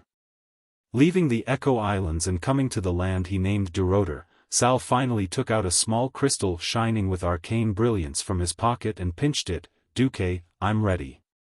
A second later, a portal with a blue border opened, and Sal walked in without hesitation. The brief discomfort caused by the teleportation quickly passed, and Sal looked around. The huge hall wasn't completely empty, but everything was huge in size. Volcanic lava and black stones were everywhere, and above that were the metal creations and decorations with the style of the Titans. Because this was the Obsidian Dragon Holy Land in the northwest of the Dragonbone Wilderness, it was also the nest of the Black Dragons. 10,000 years ago, this was the place where the Black Dragons hatched their young. Unfortunately, with the betrayal of the Black Dragons led by Nesario, there were now only 100 or so Draconians who obeyed Onyxia's orders. The square was large and empty, with a large round table in the middle of the square. A man and a woman were chatting in the middle of the square, drinking their lunch. Sal saw a cup of warm black tea on the table, as well as a small plate of biscuits. Duque, dressed in a robe, and the humanoid Black Dragon Princess, dressed in a dark red embroidered dress, were sitting on the chairs beside the table. Duque nodded and smiled at Sal's arrival. "Sal, would you like something to drink?" Only then did Sal notice that there was a large tea set on the table, specially made for the orcs. Sal nodded, not losing the slightest bit of momentum, and sat down peacefully. Sal's long experience of living among humans gave him more indifference. He had not experienced the life of the Lordaeron nobles. But because of his quietness and tame, he was brought into noble balls or tea parties more than once as a slave gladiator champion. Although drinking afternoon tea did not seem to match the rugged appearance of Sal, there was a subtle sense of harmony here. "Oh?" Onyxia tilted her head in surprise. Sal took a sip of the black tea, put down the cup, and deftly turned it with his fingertips. He knew very well that the initiative of the conversation was not on his side, so he took the initiative to speak. "Duque, what do you think of the tribe now?" They had known each other for more than 10 years and fought side by side many times. It was not brotherly love, but at least they were very familiar old friends. Sal knew how to deal with humans very well. Duque knew that lies were meaningless to a smart leader like Sal, so he told the truth. Dangerous, arrogant, and conceited. The tribe led by Gurus is like a powder keg, and will explode at the first opportunity. Powder keg. What a vivid metaphor. Sal smiled bitterly. Once a powder keg exploded, he would definitely be dead. The problem was that it would also blow up the people nearby. This was a classic case of harming others and oneself. Duque raised his hand and curled his lips, seemingly a little indifferent.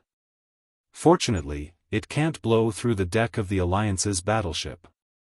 Sal now knew the Alliance's attitude better: disgust, vigilance, but not the slightest fear. Once free, they could clean up the current tribe at any time. Sal sighed.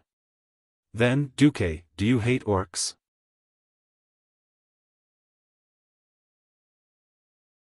Chapter 1868.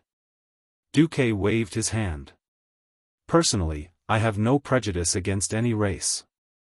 I admire the words of a great man. He said, 'I've seen the dirtiest humans and the noblest orcs. I'm not the only one with orc heroes like Grom. The Alliance has also accepted the Drenii. You have to know that they come from the same origin as the Eridar race that we call demons. Duque, you have a forgiving heart. You are indeed a great leader," Sal said with absolute certainty. Duque was a little embarrassed. This was just like the legendary mutual flattery in the business world. Duque spread his hands. "I can temporarily suppress the conflict between the Horde and the Alliance in Grey Valley. I can even get the Night Elves to give up a forest area to meet the Horde's logging requirements, but the Horde must talk to the Alliance through formal diplomatic channels." "Sal, I know what you want to ask. But I won't give you any promises. The Alliance is the Alliance. This is an organization formed to fight against evil, with militarization as its core. Our purpose has never changed. Whether the Horde becomes the enemy of the Alliance and all of Azeroth depends on the Great Chief of the Horde." Duque emphasized the word, Great Chief. This made Sal feel like he was sitting on pins and needles. Duque drew a line on the table with his finger, and a thin line of frost elements appeared on the table, visually dividing it into two. If the Alliance goes to war with the Horde, it will only happen in one of the following two situations. Either the Horde goes to war with the Alliance first, or the Horde joins the Burning Legion or the ancient evil gods. This line cannot be crossed, or the Alliance will do their best to destroy the Horde first. Duque's words were like words chiseled on a stone wall, cold and sonorous. Sal completely understood Duque's determination. Sal's mouth moved a few times, but he didn't say no. Did he blame Duque? No. He didn't. The old grudge between Duque and the tribe was a matter of the previous generation. Moreover, Duque was also serving his own master. Ever since the world started to collapse and evil forces kept attacking, Duque had been the wisest leader. Not only did he lead the Alliance, he even took care of the tribe for a long time for the sake of righteousness. Duque's words to him were the most perfect promise, an oath that would never be broken. Duque's stance had been the same for more than 10 years, righteousness was the most important. Even as a former enemy and competitor, Sal admired Duque. Not only because of Duque's wisdom in developing new technologies and expanding the new economy, but he also admired Duque's character. The Alliance didn't owe the Horde anything, but the Horde owed the Alliance many favors. Thinking about how the Alliance had spent a lot of effort to rescue more than 2 million tribes from Negrin's shrinking territory, and thinking about how it was the orcs who had been rescued back then who were clamoring to fight the Alliance for fertile land, Sal felt extremely ashamed. From that great migration until now, half of Negrin's land had collapsed. If they had followed the old Horde's methods, at least 1.2 million orcs would have died of starvation or internal strife. Now, ironically, they didn't die from the collapse of the world. Instead, they were wasted by Gurus in the despicable war of attacking the Twilight Fortress. Gurus clearly had better tactics and strategies, but in order to reduce the pressure on the Horde, he had mercilessly used up human lives. Sal didn't dare to imagine it.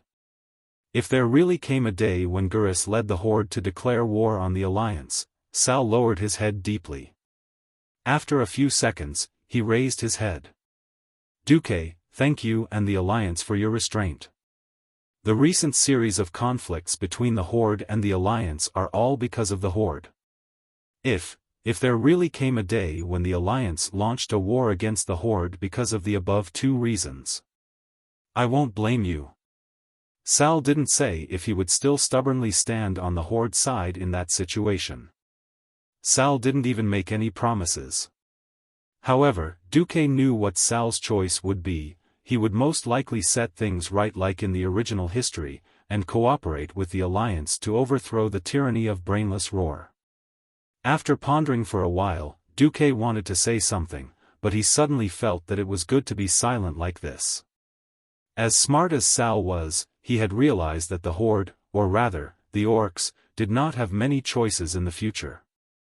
He just didn't want to admit this fact. Duque wouldn't push Sal. Because this was the choice of fate, and it was also the choice of him and the orcs he represented. A guy who couldn't see the big picture would only be crushed and destroyed by the giant wheel of fate. Although Duque admired Sal, if that day really came, Duque wouldn't hesitate. Duque stopped thinking about this. Instead, he shamelessly said, "Let me take you to see Alexstrasza." Okay. Duque knew very well that he had taken away Sal's luck. In the original history, this scene in Cataclysm was Sal's highlight.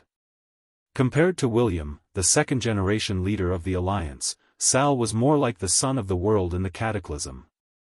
Sal had used the power of the earth to perfectly fill in the missing part of the dragon soul. Unfortunately, ever since Duke took care of Onyxia in this life, Sal was destined to be just a bonus, an additional insurance. Between Sal, the orc, and the black dragon princess, Alexstrasza, who had been captured and tortured by the orcs, it was obvious who she trusted more. When facing Duque, except for Nozdormu, the other dragon kings would transform into their human forms to talk to Duque. This was a contribution to Duque, as well as respect for Duque's demigod status. the Dragon Kings weren't so enthusiastic toward Sal. "Hello, Sal. Thank you for coming to help this time. Regardless of whether you are needed in the end, you and the orcs are willing to contribute to this world, and the Dragon Sleep Temple has received it." Because Duque had greeted her earlier, Alexstrasza's attitude toward Sal was also quite friendly. This made Sal breathe a sigh of relief. The tribe had established connections with the Dragon Sleep Temple and the Guardians too late. By the time Duque had made a name for himself here, the tribe had already been unable to keep up. Whether it was in terms of strength or influence. It wasn't that Sal didn't want to catch up, but this time, Duque's conquest of the 3 major elemental realms had completely disrupted Sal's rhythm. This was because Sal discovered that if he wanted to become a demigod, it was likely to take about 5 years. For Azeroth, which was facing a crisis of extinction, this was simply impossible. Sal's choice was to be a Messiah shaman, and the price of this choice was likely to be that he would never be able to become a demigod. Sal didn't regret it. He humbly bowed to the Dragon Kings, and then displayed his power as an Earth Shaman. You're tuning into the Xiaofan's Wuxia Tales YouTube channel. Don't forget to subscribe and join us on this journey to catch the most captivating stories.